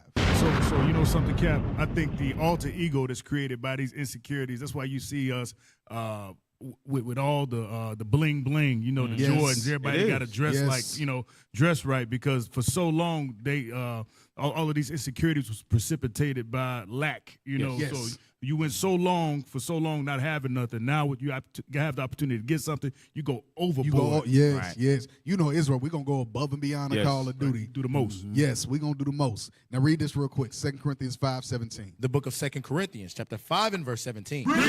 Therefore, if any man be in Christ, he is a new creature. So if you are in the process of repentance, you know that you're an Israelite of the tribe of Judah. That's right. Or Benjamin or Levi or Ephraim or you know. Or Gad. Or Gad. Or Gad. It says you're a new creature, meaning you are a new creation. You are a new man. I don't care what your mama said about you. Right. I don't care if she said your daddy wasn't no good. You weren't going to be nothing like your daddy. You look just like your daddy. I don't care if she said that. Christ said you a new creature. Come on. Old things are passed away. So all of those insecurities, all that unshakiness, go back to the definition. You being unshaky, unstable, not confident, unsure of yourself. You feeling inadequate and you're guarded. You are firm. You're not firmly fastened. You're not fixed. You're unable to rely on housing. That's some of you brothers that live with your wife. Right. She don't live with you. You live with her. Live with her. Right. You can barely hold a job. You are still dealing with the insecurities of life. That's right. You're still dealing with that. And if you say that you're in Christ, you say that you're a repentant Israelite, you're in the process of repentance, Christ said that you're a new creature. That's right. Old things are passed away. Come on. Behold, all things are become new. So now you got to work on sustaining yourself. You got to work on being confident and sure of yourself. You got to work on being firm, fastened, and fixed, not being shaky. Scroll up. You got to work on being stable. You got to work on being well adjusted in life. Right. That means holding a job, having a trade, having a skill, something that you can add to the nation. Yes. Something that the nation can benefit from. Yes. You got to work on not being deficient in assurance, not being set in fear and anxiety. That's what you got to work on. That's the newness. You know, it's crazy because looking at that, there are those brothers who would believe, because I'm going to deal with the proving process. There are those brothers who would believe that that's leadership trying to lord over them. When the reality is that leadership is saying, bro, you are living an insecure life still. We're trying to help you build yourself into a point of being secure. Because then when you get that woman, she going to have her insecurities. And guess what? You're going to have to be strong enough or far enough away from your insecurities to be able to help build her out of her insecurities. Brothers think that you're just trying to stop them from getting married. It's like, no, I'm trying to stop you from jumping off a goddamn cliff with no parachute. That's what I'm trying to do. Hey, but you know something? A quick fix, like you say, gainfully employed. You know how good you feel when you get a paycheck. Right. You actually, it's you don't pay what you don't owe what you make. You know what I'm saying? That's brothers when they get jobs, brothers that are employed, brothers who can supply for the household. those the brothers that do have a better sense of confidence, and it tells in they walk. You know, when my money jacked up, my face jacked up. Yeah. You know what I'm saying? Yeah. So Man, think and about it- that. yeah, and that's real. Yeah. So now let's hear from our leadership on how we need to move and conduct ourselves as men from day to day, month to month, year to year. Play that. Man you are today. Brothers, the man you are today should not be the same man tomorrow. That shouldn't be the same man you are tomorrow. If you are in this truth and you are not growing, guess what, brothers? You are stagnant. No, you become stunned. Why am I stunned? Why am I not growing? I feel like I ain't growing. I'm the same place I was last year. What's going on, brother? You are comfortable. That ye may grow thereby. That you may grow thereby. This truth is about growth. I want you brothers to understand that. So all of us should have that state of mind. We all must try to push beyond our limit. The same man you are last year should not be the same man you are this year. You understand? Last year I was Deacon Malachi. This year I'm Deacon Malafire. That's right. More fire. Hey, and the whole room exploded. You know what I'm saying? Yeah, the whole room exploded. Because he's living. Yes, that's right. What he said, what he imparted in us. Yes, he lived it. He's living it. Yes. Last year he was Deacon Malachi. Yes. A year later he's Deacon Malafire. And you can see it. And you can see Yes. it. You hear it in his teaching. I don't know, Yes. brothers and sisters. Y'all got to make sure y'all are tuning in to Ravening Wolves on Sundays because you hear the growth. Scriptures that you've read. But you like, oh shoot, Right. Say the saints are here, and those are the martyrs over here, Right. And those are the angels over. Right. Oh, how did you piece that together? Right. Yeah. I'm like, yo, Yeah. But that's the growth. So I'm not talking about you going into the dark sayings tomorrow or next week or next month. Right. What we're talking about is you got to start on a basic level because before he went to Deacon Malafire mode, he always talks about. He had to fix his marriage when he first came in, and he was learning right up under Bishop. He talked about, I was arguing with my wife. I was fighting with my wife. Now I ain't arguing with no woman. Right. I ain't arguing with no woman. There's levels to this thing, man. Yes. It's levels to growth. Levels to it. Hey, Cap, another thing, too, he said, I remember sitting in this class. This class was so heavy, but it was one phrase that he said in this video that he kept saying in the class. For those of us who said in it, was push beyond your limits. And we talked about these insecurities. We talked about some of the emotional hangups, the mental hangups that come from the abuse that we went through as children or various different things that we went through. You know, in order to grow, you have to push beyond your limit of your own mind. Yes. Because a lot of times we put limitations on ourselves because of the comments of you ain't ish, you ain't gonna be ish, you never da. We put these limitations in our own brain of what we can do. Right. We second guess ourselves. We doubt ourselves. Oh, well, no, I can't do that because it's a subconscious thing that you telling yourself you can't do something. Right. So no, God said in Psalms 82:6, we don't have to read it. He said, I have said ye are gods. That's right. When you are a God, that means you have the ability to create.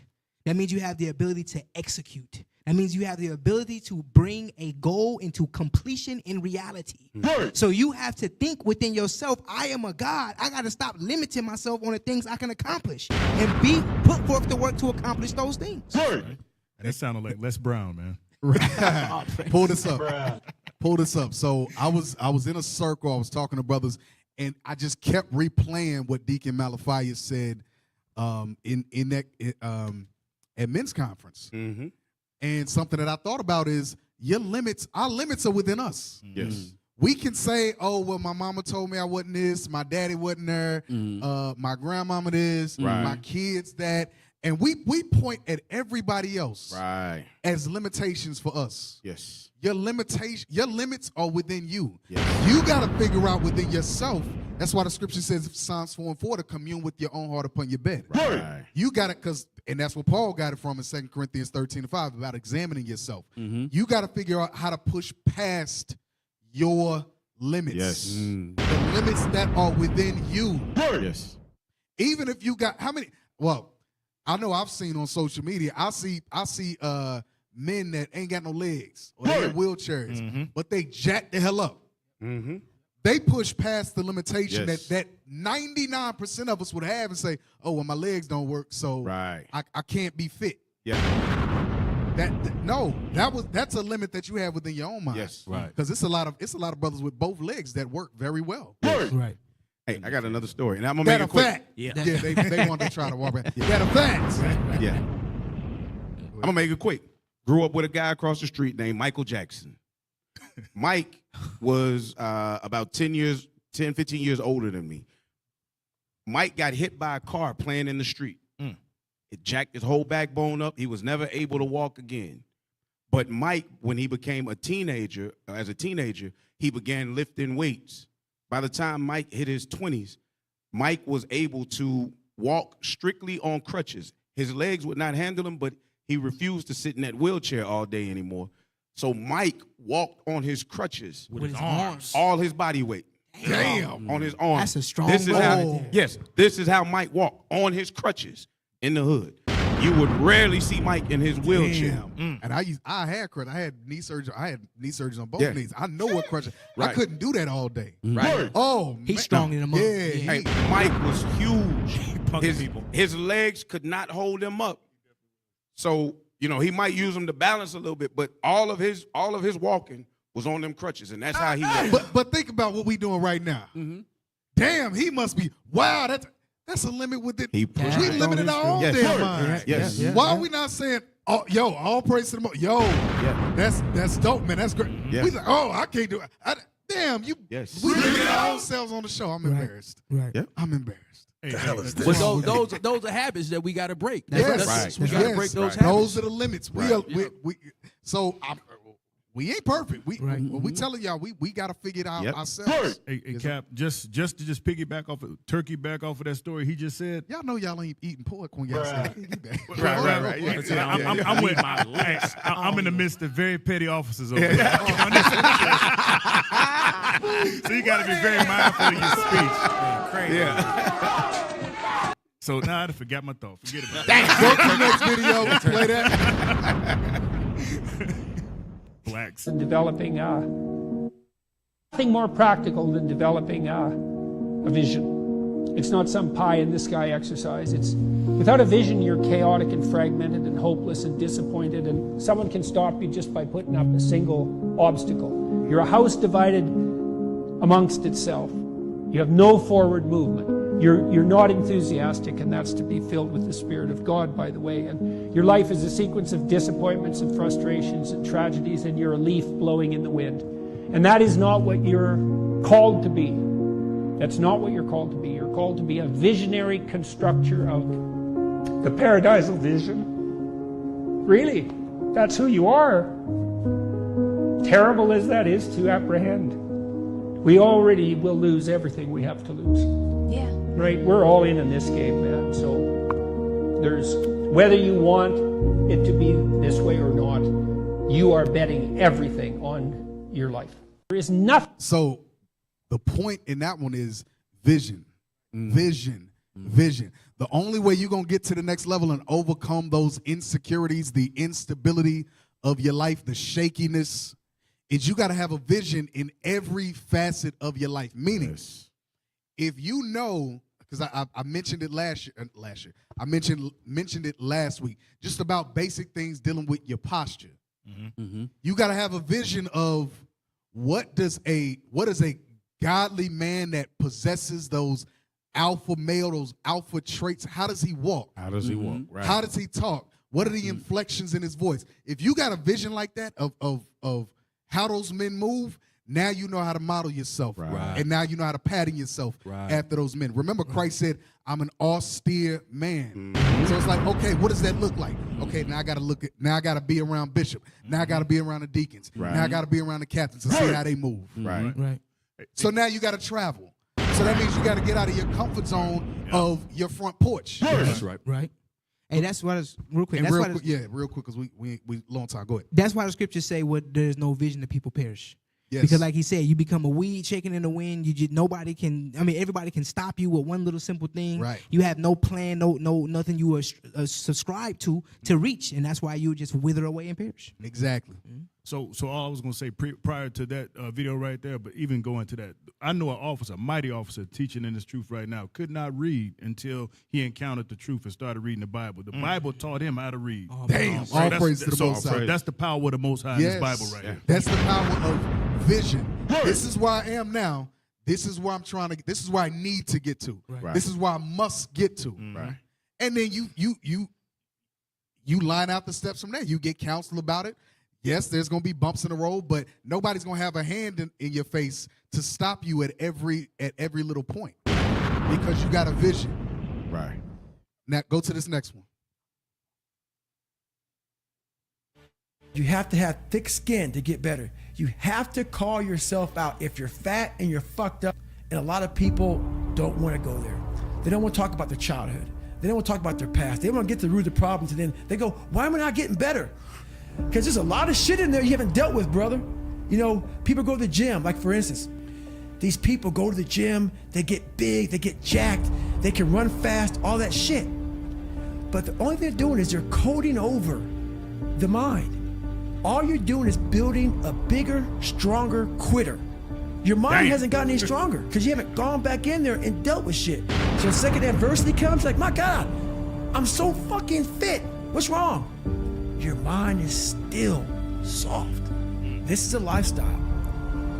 You can't temporarily dive into it, sample it out, and roll out. This is something, man, that you have to acquire as a part of your everyday grind. That's why the scriptures talks about being renewed in the spirit of your mind. That's right. Your mind has to become calloused to adversity. Your mind, because remember the scripture says bodily exercise profited little. Because if you're weak in the mind, that one hand will come up and will stop you from fulfilling your full potential, from you growing and building yourself and rooting yourself in the scriptures, in the understanding of who you are, and getting to the next level so you can build yourself up to be a better husband, a better father, a better leader, a better example. Go to the next one. Go to number 8. Go to number 8. Number 8, and go to that time stamp, 57. Let's keep it moving. More motivation. Let's go.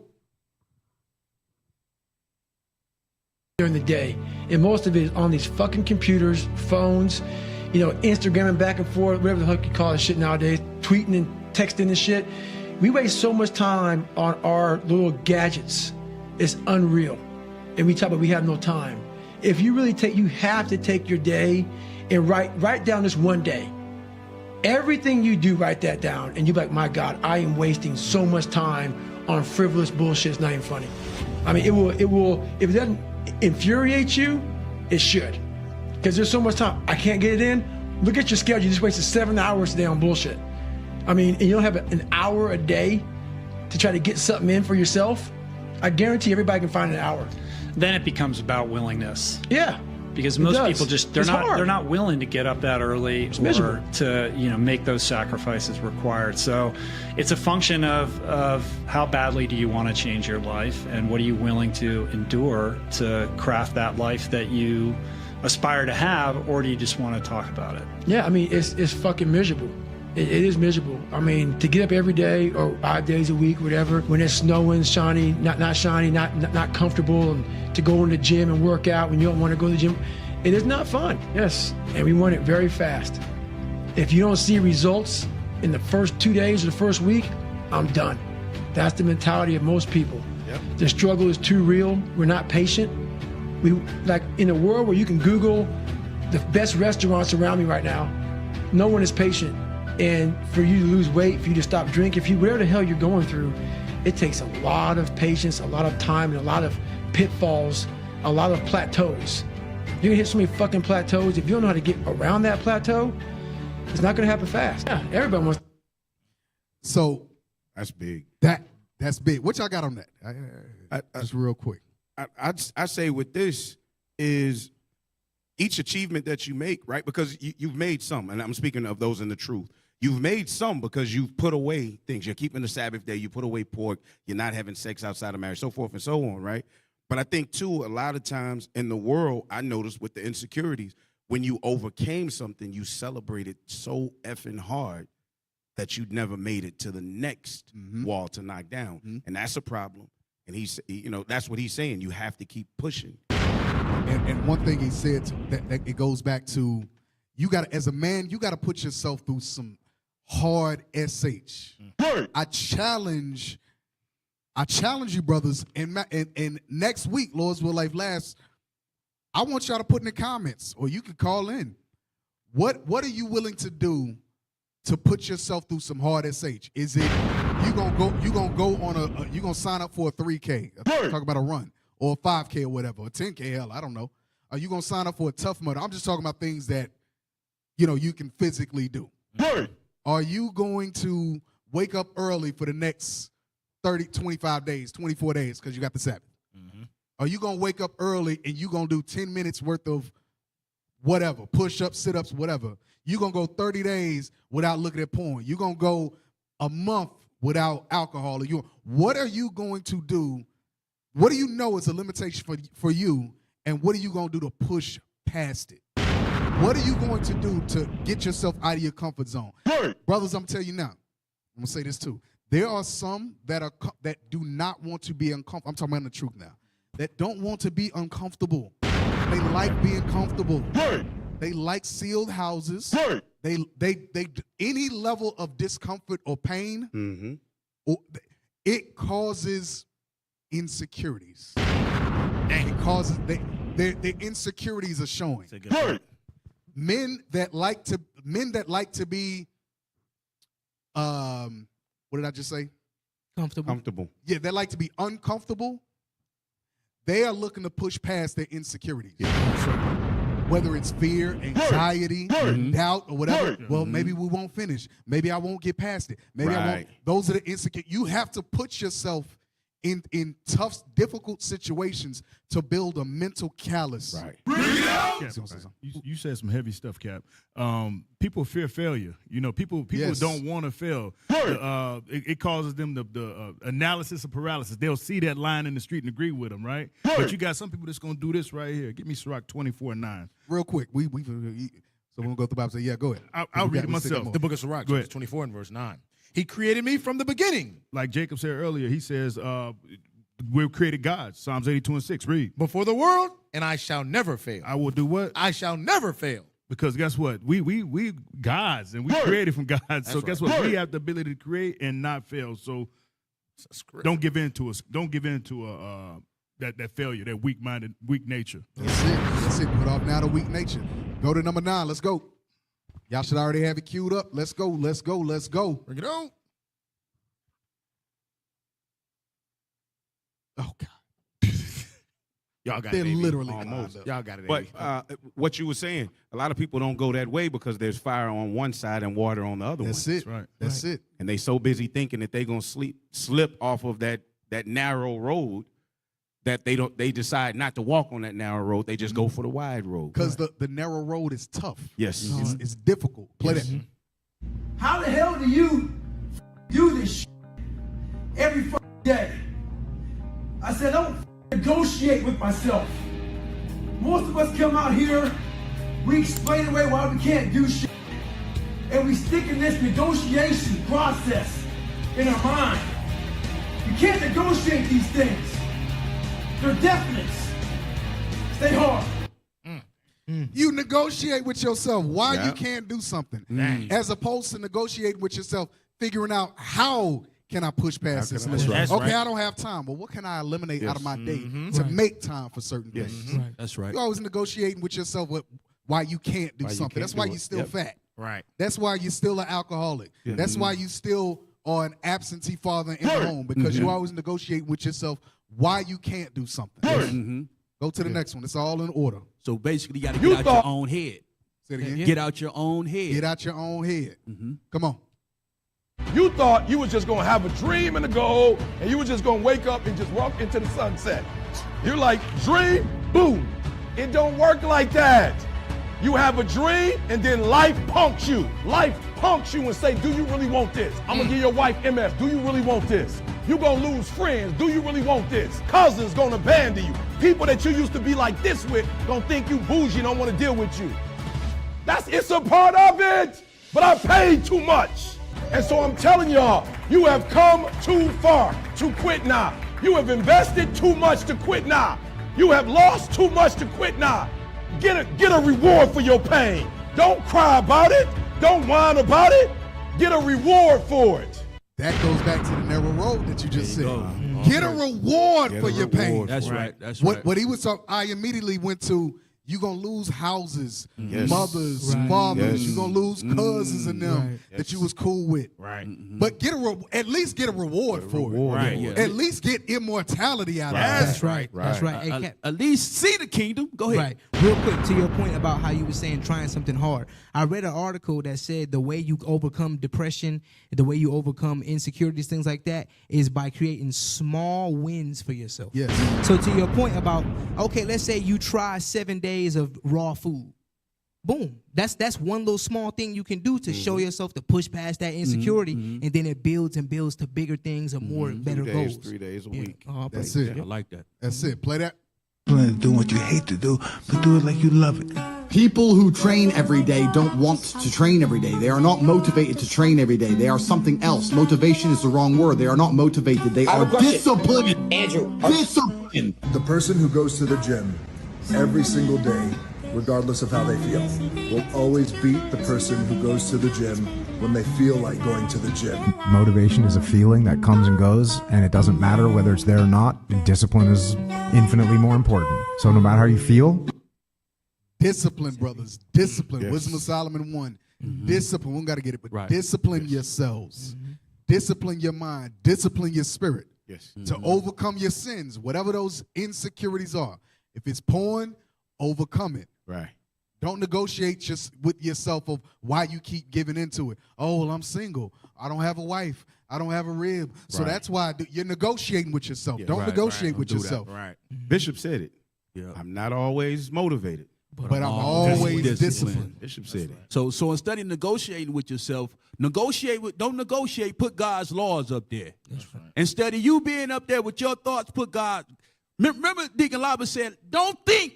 Let the Bible think. Let us think for you. Don't Tell you yourself, think. shut You know what I yourself. mean? Let God's laws. In other words, let God's laws do all the thinking. Yes. That's So now, no. I don't think that was the next one. Go to number 10. That was number 10. Yeah, now let's go to this one. In the scientific and academic literature. Millennials are the first generation that we could really test what would happen when young kids got their hands on internet porn. Do you know how that affects individuals, men, as far as testosterone? I think there's long-term disadvantages, correct? Absolutely. And I think this conversation is now finally starting to emerge in the scientific and academic literature with no judgment whatsoever. What I do is I look at things through the lens of biology, knowing what we know about testosterone and dopamine and all these things, and ask, what is pornography doing to the brain? First of all, it's triggering the release of dopamine and in the short term testosterone by the observation of sex, not actually engaging in human contact. Think about the young brain being significantly more plastic and willing to rewire than the adult brain. And that person is getting dopamine and testosterone increases by observing sex and not actually by engaging in human contact. So that's concerning. It should come as no surprise that a lot of these people have trouble with romantic interactions when they do happen. Dopamine seeking is what triggers the increase in testosterone, but as we just talked about it, with repeated dopamine seeking or triggering of dopamine release, it starts getting diminished. So pretty soon that behavior is not causing the release of testosterone. Now people are just doing it compulsively to try and get some little droplet of dopamine out of their brain. I personally think that porn and the availability of porn is a real detriment, especially to the developing brain. It's also anxiety-less compared to dating and relationships where people are vulnerable on both sides and have to negotiate things like, consent and timing and, and communication and all the things that are really hard to do, but are essential to do. That's key. Pornography is a serious issue because of the way that it taps into these very primitive systems. It's as serious in my mind as some of the other drugs of abuse. Millennials are the first. So your porn addiction is stopping you from pushing past all the other insecurities. Matter of fact, it is empowering all those, it gives power to all those other insecurities in your life. So now you can't have a halfway decent relationship. Now you, give me some other effects. Now you mechanical. Mechanical. Erectile dysfunction. Erectile dysfunction. You can't really socialize. You can't socialize. Hey, part of being a whore and a whoremonger comes from that. Comes from that. Yeah, it comes from that. Because you're wanting to fulfill. Eventually, well, let me just let Bishop say it. Let's listen to the general. Go ahead. Come on, brothers. Let's pause it and push it back. Come on, brothers. Let's go. Come on, y'all. Y'all gotta finish out strong, brothers. Volume, please. I'm trying to not be an abusive parent out here. I'm trying to. Okay, we'll just read it. Go back. I don't think it's no. I think one of the brothers messed it up, didn't put no volume on it. So we'll just read it. And right now, we're in a spiritual fight, brothers. A spiritual fight. And things that happen in the spirit realm will eventually manifest in the physical world. Things you struggle with in the spirit, if you cannot conquer that, eventually will manifest in the physical realm. Eventually, it's going to manifest itself in the world in the physical realm.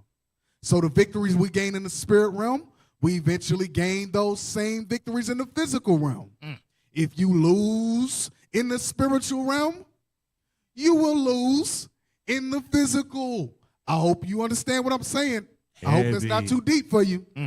So if you lose the battle of porn, procrastination, laziness, slothfulness, if you lose that in the spirit, it manifests itself in the physical. Right. That's why you got to transform your mind first and foremost. Push past your limits. Have a serious sit down. Have a serious conversation with yourself. Commune with your own heart upon your bed, brothers. All right? That's why those insecurities manifest into degenerate behavior. Yes. Absolutely. And it will Absolutely. show on your countenance. It will show in your Yes. posture and on your face. Yes. You brothers that slouch, you still switching your hips when you walk, you crossing your legs, sitting down, you doing all that.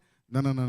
Yep. We're going to fix those insecurities. You got to fix those insecurities. You got to want to fix those insecurities. That's right. All right? So, nope. So we closing out. Brothers, let's go. Thank you.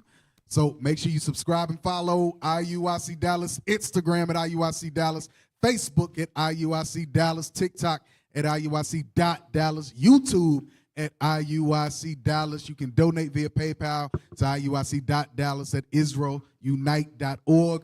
Brothers, let's push past our insecurities. And Lord's will, we'll see y'all back here next week. Y'all are tuned in to In the Scripts. You're listening to In the Scripts. Reloaded. When I think different, I see clear, done hooked up with a brother in, getting built up with no fear. I'm in the streets on the Sabbath day, crying loud, pointing out the sin in a purple garment with gold friends, cause that's what they killed my Savior in. Man, who'd have ever thought that the Lord told me to be a prophet? Man, we prophesying to follow Babylon with nuke rockets and against the pastor that twist the word, said teach for profit. Man, he the soul aside here, straight coon and a blind watchman. His days, right? And he go and drink up. He ain't gonna be rich because he loved to drink. That's what this type of brother or this person, right? But read on. And he